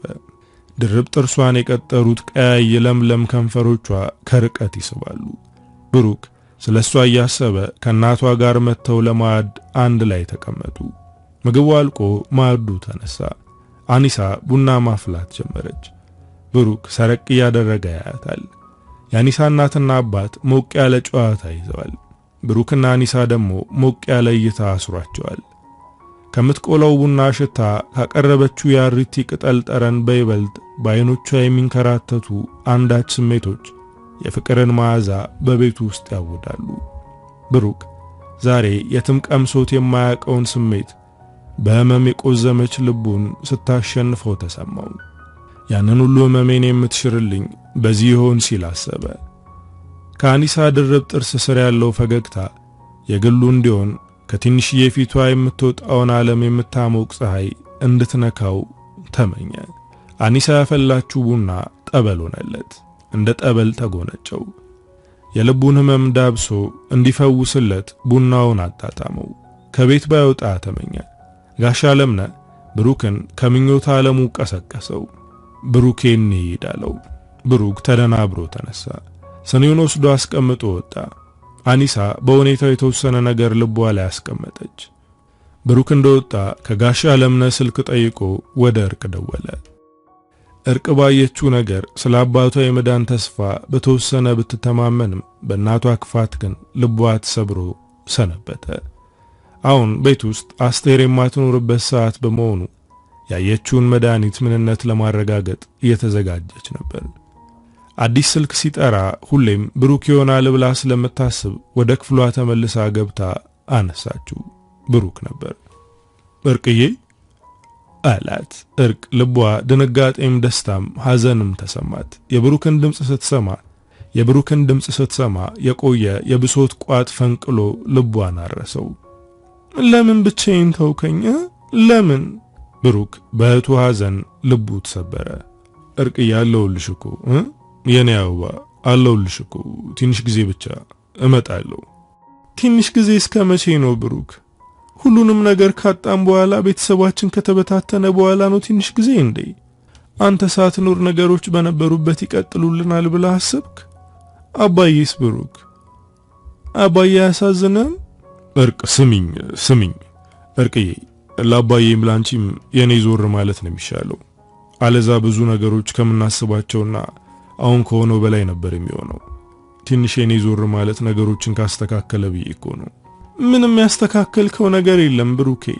ሁሉም ነገር መልክ የለውም። ቤተሰባችን ተበትኗል። ቤታችን የሲኦል ደጆች ይመስል በየቀኑ የክፋት እሳት ነው የሚተፋው። ነገሮች ከምናስባቸው በላይ ከባድ ናቸው። ብሩክ ብትመጣና አብረን ነገሮችን ብናስተካክል ምንኛ ደስ ባለኝ። ካንተ ይልቅ ወዳጅ የሆነኛ አቤል ይበልጣል አለችው። አቤል? ከአቤል ጋር ትገናኛላችሁ? አላት ድምጹን ጎተት እያደረገ። አሁን ብሩኬ ብታይ በምንም ውስጥ ከኔ ጋር አለ። በየትኛውም ሰዓት ስፈልገው ይመጣል። በጣም ጥሩ ሰው ነው አለች፣ የንግግሯ ለዛ እየተቀየረ። አዎ ጥሩ ሰው ነው ብሎ ፈገግ አለ። ምንድነው የሚያስቅህ? ተዋደዳችሁ እንዴ? ሂድ እባክህ አንተ ደግሞ የደላው ሙቅ ያላምጣላሉ። ሆሆ አሁን በወደው ራሱ ፍቅር ይታየኝ ይመስላል። ካፏ ነጠቅ አድርጎ አይምሰልሽ እርቅዬ፣ ፍቅር ምንም ውስጥ ብትሆኚ ፍቅር ነው። እስኪ ተው ብሩክ፣ ያውን ጊዜው አይደለም። እርቅዬ ምን አልኩሽ? ብቻ አንቺን ይጠብቅልኝ። በዚህ ሰዓት ካንቺ ጋር ስለሆነ ባለውለታዬ ነው። እና ሌላ ምን አዲስ ነገር አለ? አባዬ ደህና ነው? አለች እርቅ በመናገርና ባለመናገር መሃል ቆማ። ትልቅ አዲስ ነገር አለ፣ አሁን ግን አልነግርህም። ምንድነው እሱ እርቅዬ? ሰላም ነው አይደል? ሰላም ይሁን አይሁን ገና አላረጋገጥኩም። ብቻ ግን አሁን አልነግርህም። ከቻልክ ለመመለስ ሞክር። የቤተሰባችንን ታሪክ አብረን እንፋቅ። እመጣለሁ እርቅዬ። እንዴት ነህ ግን አንተ? ያለህበት ተመችቷል? የት ነህ? ብሩክ ትንሽ አሰብ አድርጎ አዎ ተመችቶኛል፣ ጥሩ ቤተሰብ አግኝቻለሁ። የት? ወደ ቦረና ሄጄ ነው የማየን ወንድሞች ካገኘው ብዬ። እርቅ ፈገግ ብላ እና አገኛቸው? አይ ሌላ የተሻለ ቤተሰብ አገኘው። አረ ተመችቷላ። እርቅ ድምጽ ውስጥ ቅሬታ ይነበባል። አዎ እርቅዬ ምንም አይል አላት እንዳይከፋት። እና ቆንጂዬ ልጅ አለቻቸው። አረ አዎ እንዳንቺ የምታበራ ልብን የምታሳሳ ቆንጂዬ ልጅ። አረ እንደኔ ቆንጆ? አዎ ደስ የምትል ልጅ። አዲስ አበባ ነበረች፣ ከግቢ ለረፍት ተመልሳ ነው። እናወራችሁ? አይ አላወራንም። በቃ እርቅዬ እደውልልሻለሁ፣ ራስሽን ጠብቂልኝ። አታወራኝም? ወደ ስራ መመለስ አለብኝ። በሰው ስልክ ነው ደግሞ የደወልኩልሽ። እርቅና ብሩክ ተሰነባብተው ስልኩ ተዘጋ። እርቅ ወደ አሰበችው ቦታ ሄዳ ወንበር ፈልጋ ወንበሩ ላይ ቆመች። ቁምሳጥኑን ከፍታ በፌስታል የታሰረውን መድኃኒት ፈታችው። ነጭ የተፈጨ ብትን መድኃኒት ነው። ምንነቱን ልትረዳው አልቻለችም። በፍጥነት ስልኳን አውጥታ ፎቶ አነሳችው። ካነሳችበት ቦታ መልሳ ሳጥኑን ዘግታ ወደ ክፍሏ ገብታ ለአቤል ፎቶ ላከችለት። እርቅ ምን ሊሆን ይችላል ብላ ብዙ ተጨነቀች፣ ግን ምንም ልታውቅ አልቻለችም። አቤል መልእክቷን መለሰላት። በቃ ይሄ ብቻ ነው አላት። አዎ አለችው። ነገ ለመገናኘት ተቀጣጥረው ወሬያቸውን አቆሙ። ተነስታ አባቷ ክፍል ገባች። አባቷ ጋደም ብሎ ነበር። አጠገቡ ሄዳ ጋደም አለች። የአቶ ታዲዮስ እጆች የልጃቸውን ራስ መዳበስ ቢናፍቁም ከመንቀሳቀስ ተገድበዋል።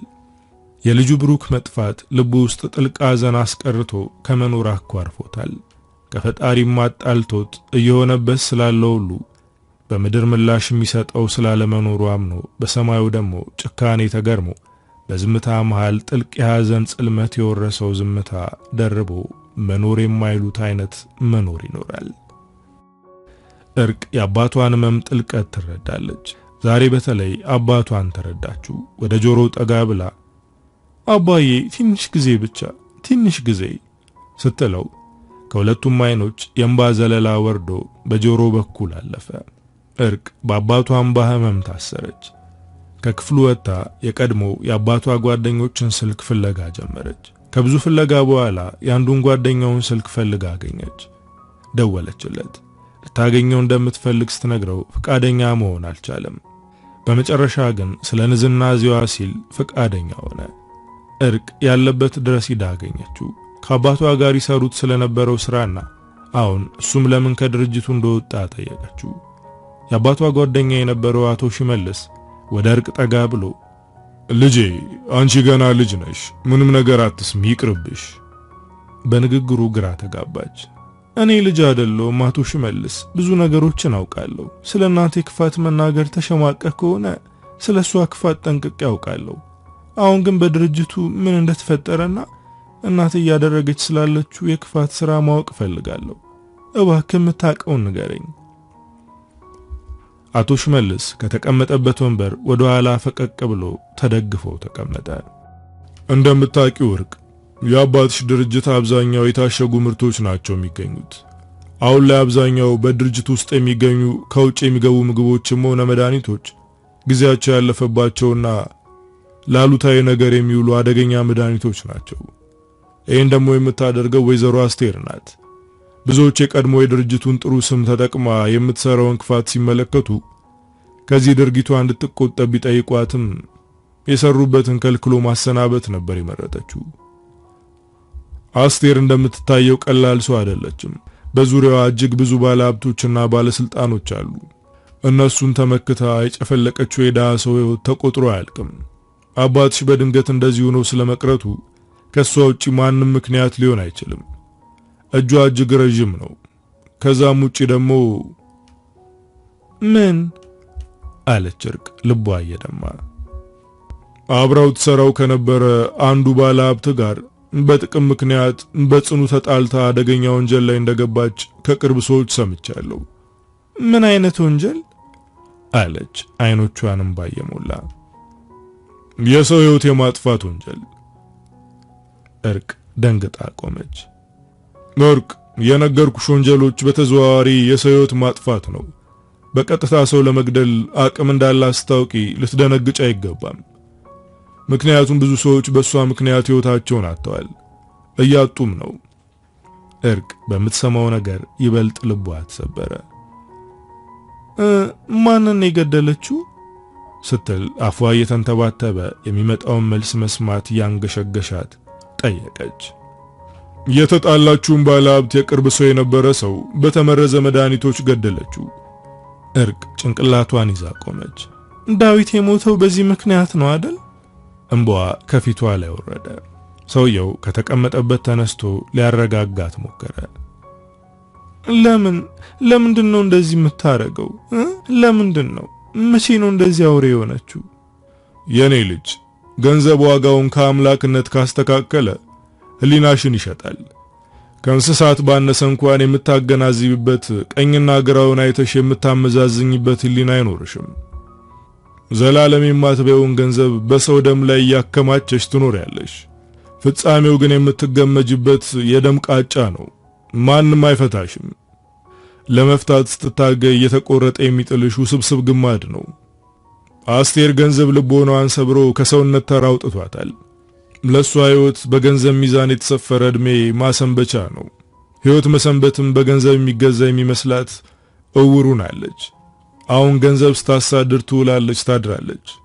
እርቅ ልቧ ላይጠገን ተሰበረ። የሰማችው ነገር ከጠበቀችው በላይ መራር ስለነበር ፍርሃት ውስጧን ሞላት።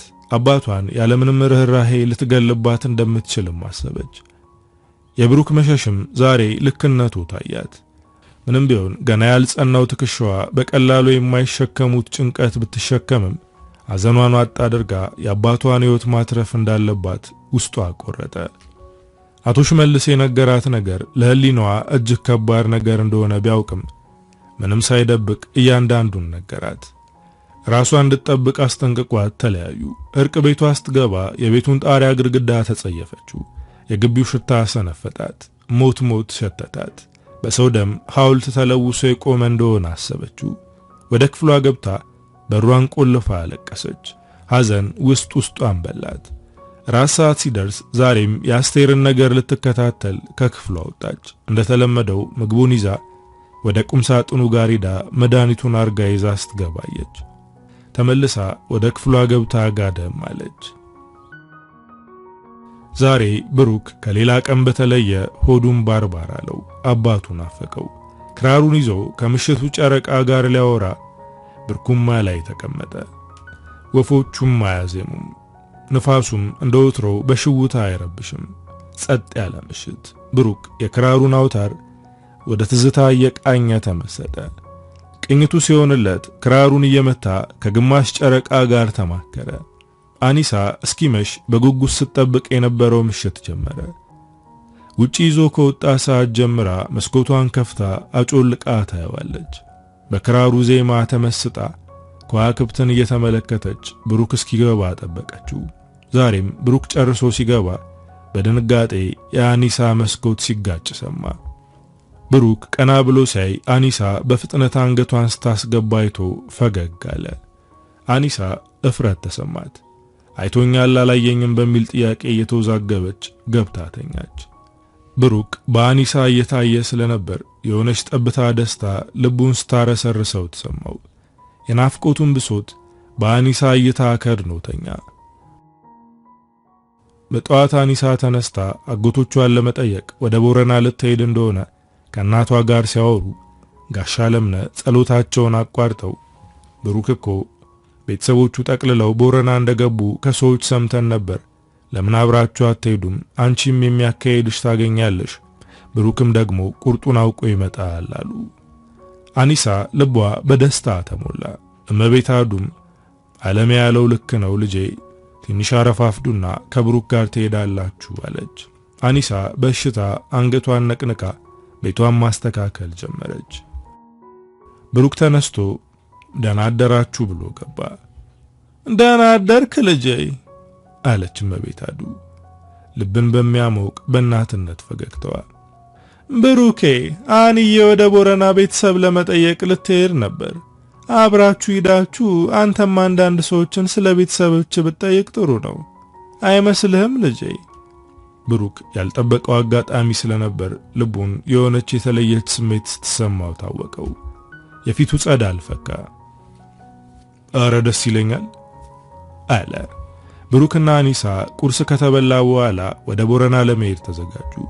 አኒሳ ወገቧን ያዝ አድርጎ ከታች ሰፋ ያለች ሰማያዊ ሽንሽን ቀሚስ ለብሳ የእጅ ቦርሳዋን በአንገቷ አስገብታ ጥቁር ሉጫ ጸጉሯን ከመሃል ከፍላ ወደ ኋላ ጥፍንጋ አድርጋ አስራው ከክፍሏ ብቅ አለች። ብሩክ ሳያት ደንገጥ አለ። እንሂድ አለ። አዎ አለች። ከባዘቶ ይልቅ የጠራ ድርብ ጥርሷን ብልጭ እያደረገች እማ በቃ እንመጣለን አለች ድምጿን ከፍ አድርጋ። እሺ የኔ ልጅ አጎቶችሽን ሰላም በይልን፣ እንግዲህ ጠፍታችኋል በቃ አትሉም ወይ በያቸው። ብሩክና አኒሳ መልእክታቸውን ተቀብለው ጉዟቸውን ጀመሩ። በዝምታ ለሰዓታት ተጓዙ። ብሩክ ጉሮሮውን ጠራርጎ ዛሬ ቢራቢሮ መስለሻል አላት። አኒሳ ቀና ብላ አይታው እውነት አለች ፍልቅልቅ እያለች። ጥርስሽ ደግሞ ያምራል አለ ብሩክ ከየት ያመጣው ድፍረት እንደሆነ ግራ እየገባው። አኒሳውን አይታው አንገቷን ደፋች። እንዴት እዚህ መጣ ስትል ጠየቀችው።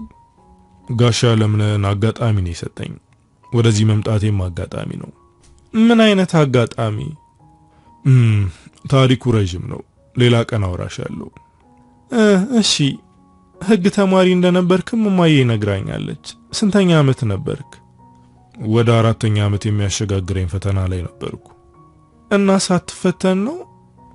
ብሩክ ካፏ ነጥቆ አዎ አለ። አሁን ብዙም አይሰማኝም ስላቆምኩት። የሆነ ጊዜ እንደምቀጥለው አውቃለሁ። አሁን አጋጣሚ ስለ ህይወት የሚያስተምረኝ ይበልጣል። ልክ ነህ። ከመኖር የሚማር ሰው ነው በዓለም ላይ የሚጸናው። አዎ። እና አንቺ እንዴት ነርሲንግ ለመማር መረጥሽ? አኒሳ ትንሽ አሰብ አድርጋ አላውቅም፣ በልጅነቴ ምናምን ብዬ የማይሆን ነገር አልልህም። ግቢ እስከሄድ ድረስ ምን መማር ፈልግ እንደነበር አላውቅም። ብቻውን ነርሲንግ ነው ማጠናው። አይ ቆንጆ ነው።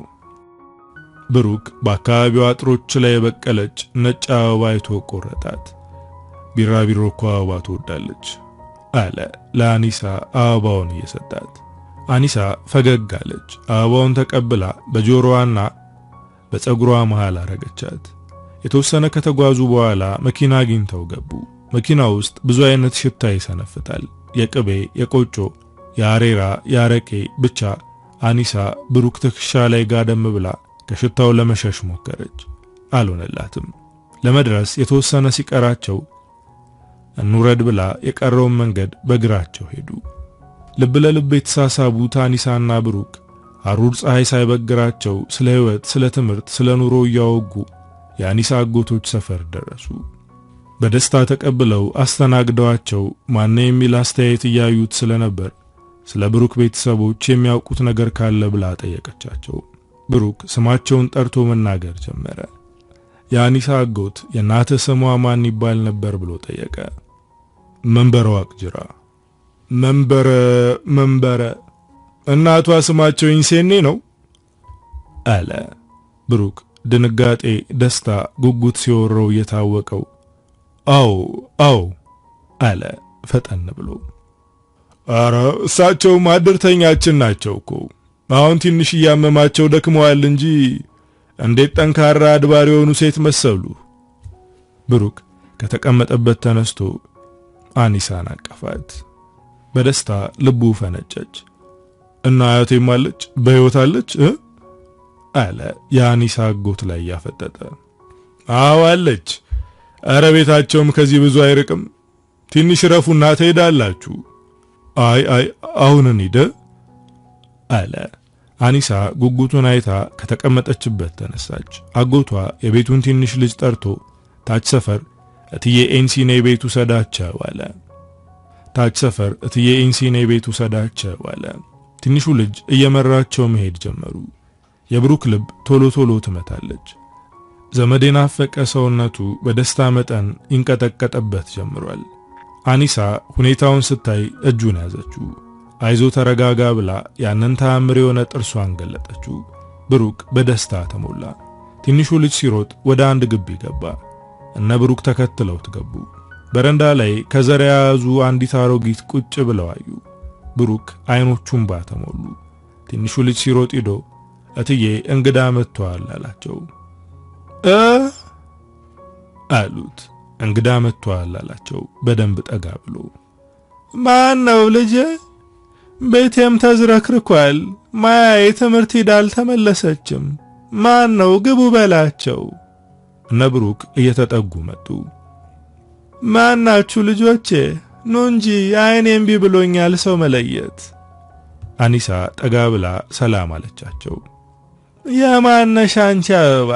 እንዴት ሰንብተሻል? አሉ። አያውቁኝም እናቴ፣ የብሩክ ጓደኛ ነኝ። ብሩክ ቆሞ ከዓይኖቹም ባይወርዳሉ። ማመን አቅቶት ፍዝዝ ብሎ ያያቸዋል። ብሩክ ብሩክ አሉ። ማን ነው ብሩክ ልጄ? እንዴ ሰላም አይለኝም እንዴ? ና እንጂ ሰላም አትለኝም? ብሩክ እርምጃውን እየቆጠረ ተጠጋ። ምን ነው ልጄ ዳር ዳር አልክ? ብሩክ እንባውን እያፈሰሰ ሂዶ ሳማቸው።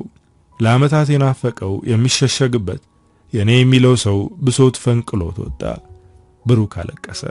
ግራ ተጋብተው ምነው የኔ ልጅ አሉት። እማማ አለ ብሩክ።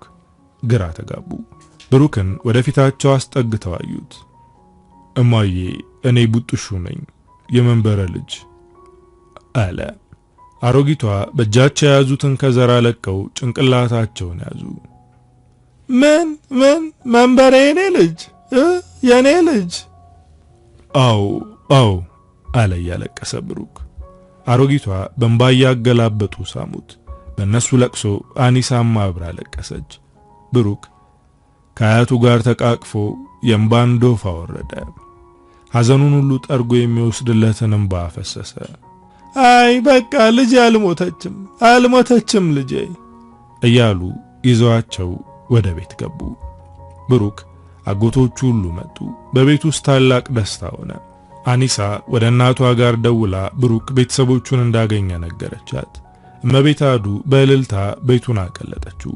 ጋሻ ለምነን ጠርታ ነገረችው። ትልቅ ጭንቀት ተፈታላቸው። እነ ብሩክ ሲጫወቱ በደስታ ተውጠው መሸ። ለብሩክና ለአኒሳ ማረፊያ ቦታ አንድ ክፍል ላይ ለየብቻ ተነጠፈላቸው። ብሩክ ወደ አኒሳ፣ አኒሳም ወደ ብሩክ ፊታቸውን አዙረው አግድም ተያዩ። አሁንስ የቀረህ ያልተመለሰልህ ጥያቄ አለ አለችው። አዎ አለኝ። ምን አለችው ከላይ የለበሰችውን ፎጣ እየተከናነበች። እሱን ደግሞ አዲስ አበባ ስንሄድ እነግርሻለሁ አላት። አዲስ አበባ አብረኸኝ ትሄዳለህ አለች በጉጉት። ይመስለኛል አለ ብሩክ ፊቱን ወደ ጣሪያው ቀና እያደረገ። ደስ ይልሻል አላት። አኒሳ ድርብ ጥርሷን ፍልቅቅ አድርጋ በአዎንታ አንገቷን ነቀነቀች። እጆቹን ወደሷ ዘረጋ። ቀስ ብላ እጁን ያዘችው። አመሰግናለሁ አላት። ለምኑ ስትል ጠየቀችው። አብረሽኝ ስላለሽ ደስተኛ ነኝ አለችው። እኔም በጣም አለ ብሩክ እጇን ጥብቅ እያደረገ። ለየት ያልሽ ሰው ነሽ። ምን ይለያል? ቀንድ ጭራ አለኝ አለች ራሷን ሰውነቷን እየነካች አስማተኛ ሳቋን እየሳቀች። ሂጂ አለ ብሩክ ፈገግ እያለ። አንተም ለየት ያልክ ሰው ነህ። አዎ ኢትዮጵያ ላይ ብቻ የሚገኝ። አይ ዓለም ላይ ብቻ የሚገኝ እንጂ አለችው። ኦ ብሎ እጇን ሳማት። ብሩክ አያቱ ቤት አኒሳን ይዞ ለቀናት ተቀመጠ። ደስታ የተሞላ ጊዜ አሳለፈ። ዛሬ እርቅ አቤልን አግኝታው ስለ መድኃኒቱ ተማክረው መፍትሄ ይሆናል ያሉትን ልትሞክር በጊዜ ገብታለች። የአባቷ ምግብ ላይ በየጊዜው የሚጨመረው የሰውነት ክፍልን እያደከመ አልፎም ለሞት የሚያደርሰውን መድኃኒት መልኩ ቢጫ በሚመስል ቫይታሚን ቀየረችው። በየቀኑ አባቷ ጋር እየገባች እያንዳንዱን ውሎውን መከታተል ጀመረች። አስቴር እንደለመደችው ምግቡ ላይ በእርቅ የተቀየረውን ቫይታሚን እየጨመረች ምግብ ትሰጠዋለች። እርቅ እናቷ በማትኖር ሰዓት እየገባች የተለያዩ ትሪትመንቶችን ለአባቷ መስጠት ጀመረች። ሳምንት ባልሞላ ጊዜ ውስጥ የእጅ ጣቶቹ መንቀሳቀስ ጀመሩ። እርቅ አባቷን ሁሌም ሊያገግምባቸው ይችላል ያለቻቸውን ነገሮች ሁሉ እያስሞከረች የሰውነቱ፣ የፊቱ፣ የእግሮቹ እንቅስቃሴ ላይ መጠነኛ የሆነ ለውጥ እንዲያመጣ አረገችው። ከአባቷ ጓደኛና ከአቤል ጋር በመሆን አስቴር የተለያዩ ወንጀል ዙሪያ የተዋዋለቻቸውን ውሎች እጃቸው ላይ ማስገባት ቻለች። አስቴር ቤት ሳትኖር ሰራተኛዋን እየጠራች አባቷን ለሁለት አንስተው እንዲንቀሳቀስ ማድረግ ጀመረች። በየቀኑ በጣም አስገራሚ ለውጥ ማምጣት ጀመረ። ተዘግቶ የነበረው አንደበቱ እየተንተባተበ ቃላቶችን መወርወር ጀመሩ። የእጆቹ ጣቶች ብዕር ጨብጠው ወረቀት ላይ መስመር ማስመር ጀመሩ። እርቅ አባቷን በየቀኑ ካጠገቡ ሳትለይ እያንዳንዱን እንቅስቃሴውን ትከታተላለች። አስቴር በምትመጣ ሰዓት ሁሉም እንደነበረ እንደቆያት ያስመስላሉ።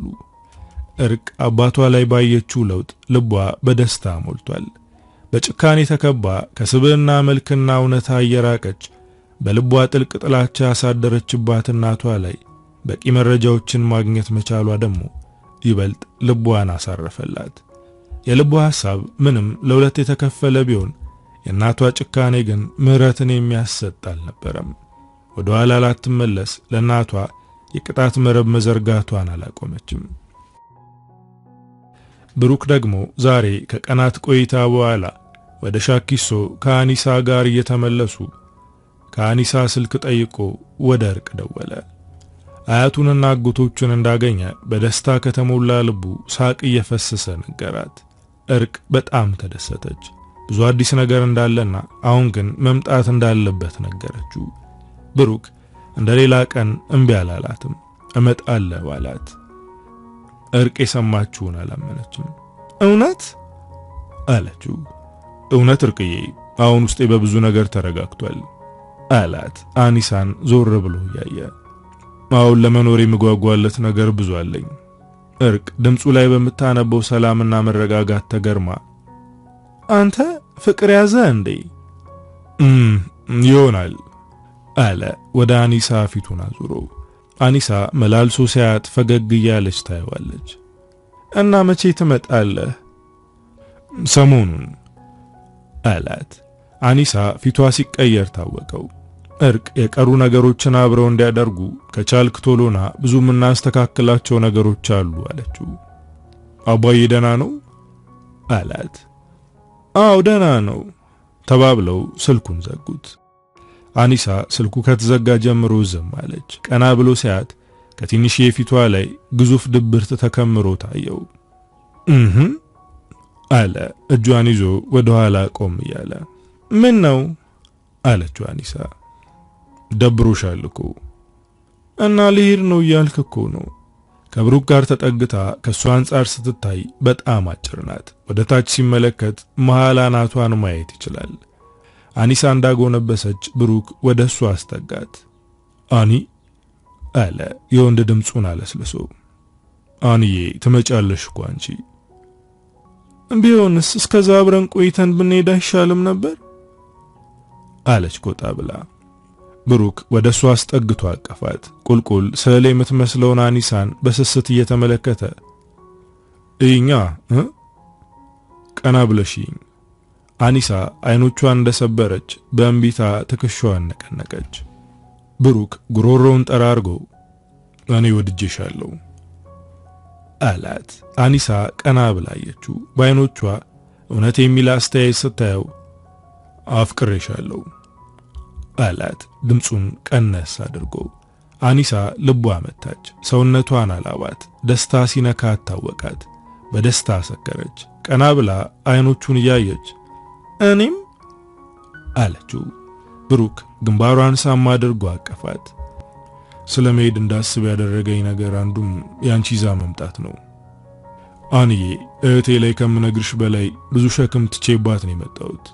አሁን ልቤ መረጋጋት ከቻለ ነገሮችን ይዤ ማስተካከል አለብኝ። ያቋረጥኩትንም ትምህርት መላል ፈልግለት። አኒሳ በሰማችው ነገር ደስ አላት። ከሰማይ የወረደ ኮከብ የመሰለ ድርብ ጥርሷን ፍልቅቅ አድርጋ ከፈተችው። አሁን ዓለም ታበራለች አለ ብሩክ። ተሳስቀው ጉዟቸውን ቀጠሉ።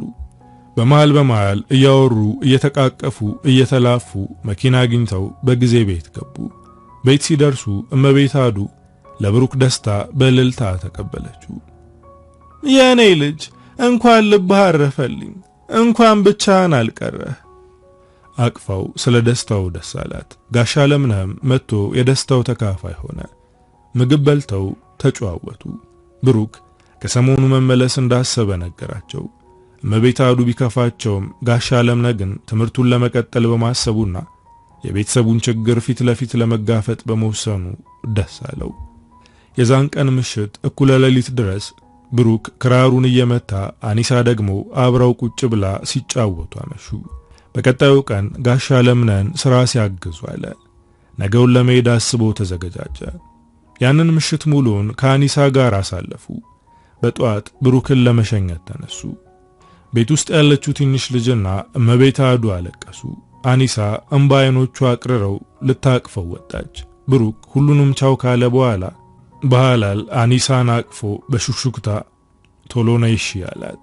እመቤት አዱ ደግሞ እናተ እዚህ እንዳለች እንዳትረሳ አለች። ብሩክ ተመልሶ ሄዶ አቀፋት። ከጋሻ ለምነህ ጋር ተያይዘው ሄዱ። ጋሻ ለምነህ አንተ የምትመከር አይነት ልጅ ባትሆንም እያለ መከረው። ብሩክ እሱን ቻው ሲል እንባው አይኑን ሞላው። ተሰነባብተው ብሩክ ጉዞውን ጀመረ። አቤልና እርቅ ዛሬ አስቴርን እንዴት እንደሚያጋልጡ ለመነጋገር እና አቤል ቤት ተከታትረዋል። እርቅን በነገሮች ሁሉ አቤል ብቻዋን አልተዋትም። እያንዳንዱ እንቅስቃሴውና ሐሳቡ ከእርቅ ደስታ ጋር የተያያዘ ሆኗል። እርቅ ወደ ቤት ስትመጣ እናቱም ደስተኛ ትሆናለች። የልጃቸውን የደስታ መጠን ማወቅ ችለው ነበረ። ቀን ሙሉ በተለያዩ ሐሳቦች ዙሪያ ሲያወጡና ሲያወርዱ ሰዓቱ እየመሸ መጣ።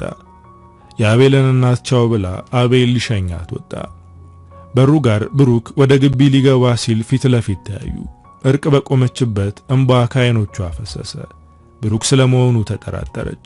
ስትሮጥ ወደ ብሩክ ተጠጋች። ብሩክ አቅፎ እንባዋን ጠራረገላት። በቃ መጥቻለሁ አለ ራሷን እየዳበሰ። አቤል በብሩክ እጅግ ስለተናደደ ሰላም ማለትም አልፈለገም። ብሩክ ወደ አቤል ሲጠጋ አቤል ደረቱን እየገፋ እንዴት እንደዚህ ታደርጋለህ አለው እየጮኸ። ይቅርታ አቤላ አለ ብሩክ በገፋው ቁጥር ወደ አቤል እየተጠጋ። አቤል ስሜቱን ከተናገረ በኋላ በረድ ሲልለት አቀፈው። ተመልሰው ቤት ገቡ። የአቤል እናት የብሩክን መመለስ ሲያዩ በደስታ ተሞሉ። ብሩክ ትንሽ ካረፈ በኋላ ስላለው ነገር ሁሉ ነገሩት። ብሩክ በሰማው ነገር ልቡ ተሰበረ። አሁን ባለው ሁኔታ ደግሞ ራሱን አጽናና። እርቅ ተመልሳ ወደ ቤት ሄደች። ብሩክ ከአቤል ጋር አደረ። በጠዋት አስቴር ለአቶ ታዲዮስ እንደለመደችው መድኃኒት ነው ብላ ያሰበችውን በትና ምግቡን ይዛ ስትገባ አቶ ታዲዮስ ቆሞ በመስኮት ውጪ እያየ አገኘችው። አስቴር በእጇ የያዘችውን ምግብ ጣለችው። እግሯ ከዳት። ማን ቆመው አለች። መሬት ላይ ከወደቀችበት ቀና ብላ እያየችው። እርቅ ስልክ አውጥታ ግቡ አለች። ብሩክና አቤል ፖሊስ አስከትለው ወደ ቤት ገቡ።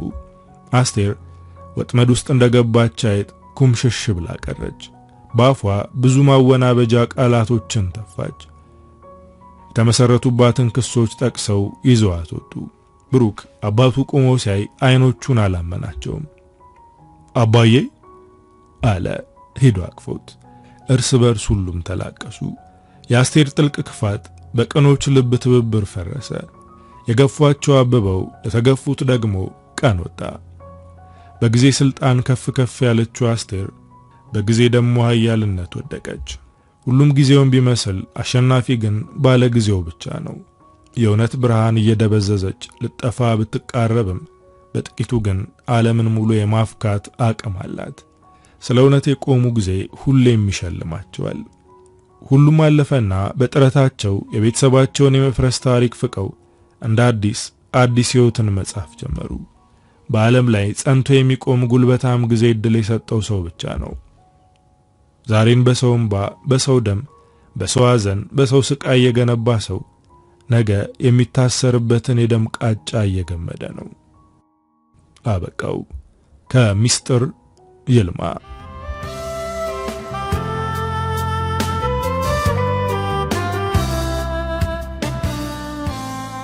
እንግዲህ ወዶቼ ለዛሬ ይዤላችሁ የመጣው ታሪክ የሰማችሁትን ይመስላል። ታሪኩን እንደወደዳችሁትና በርካታ ቁም ነገሮችን እንዳገኛችሁበት እምነቴ ነው። ቻናሉን ሰብስክራይብ፣ ቪዲዮውን ላይክ ማድረግ እንዳትረሱ።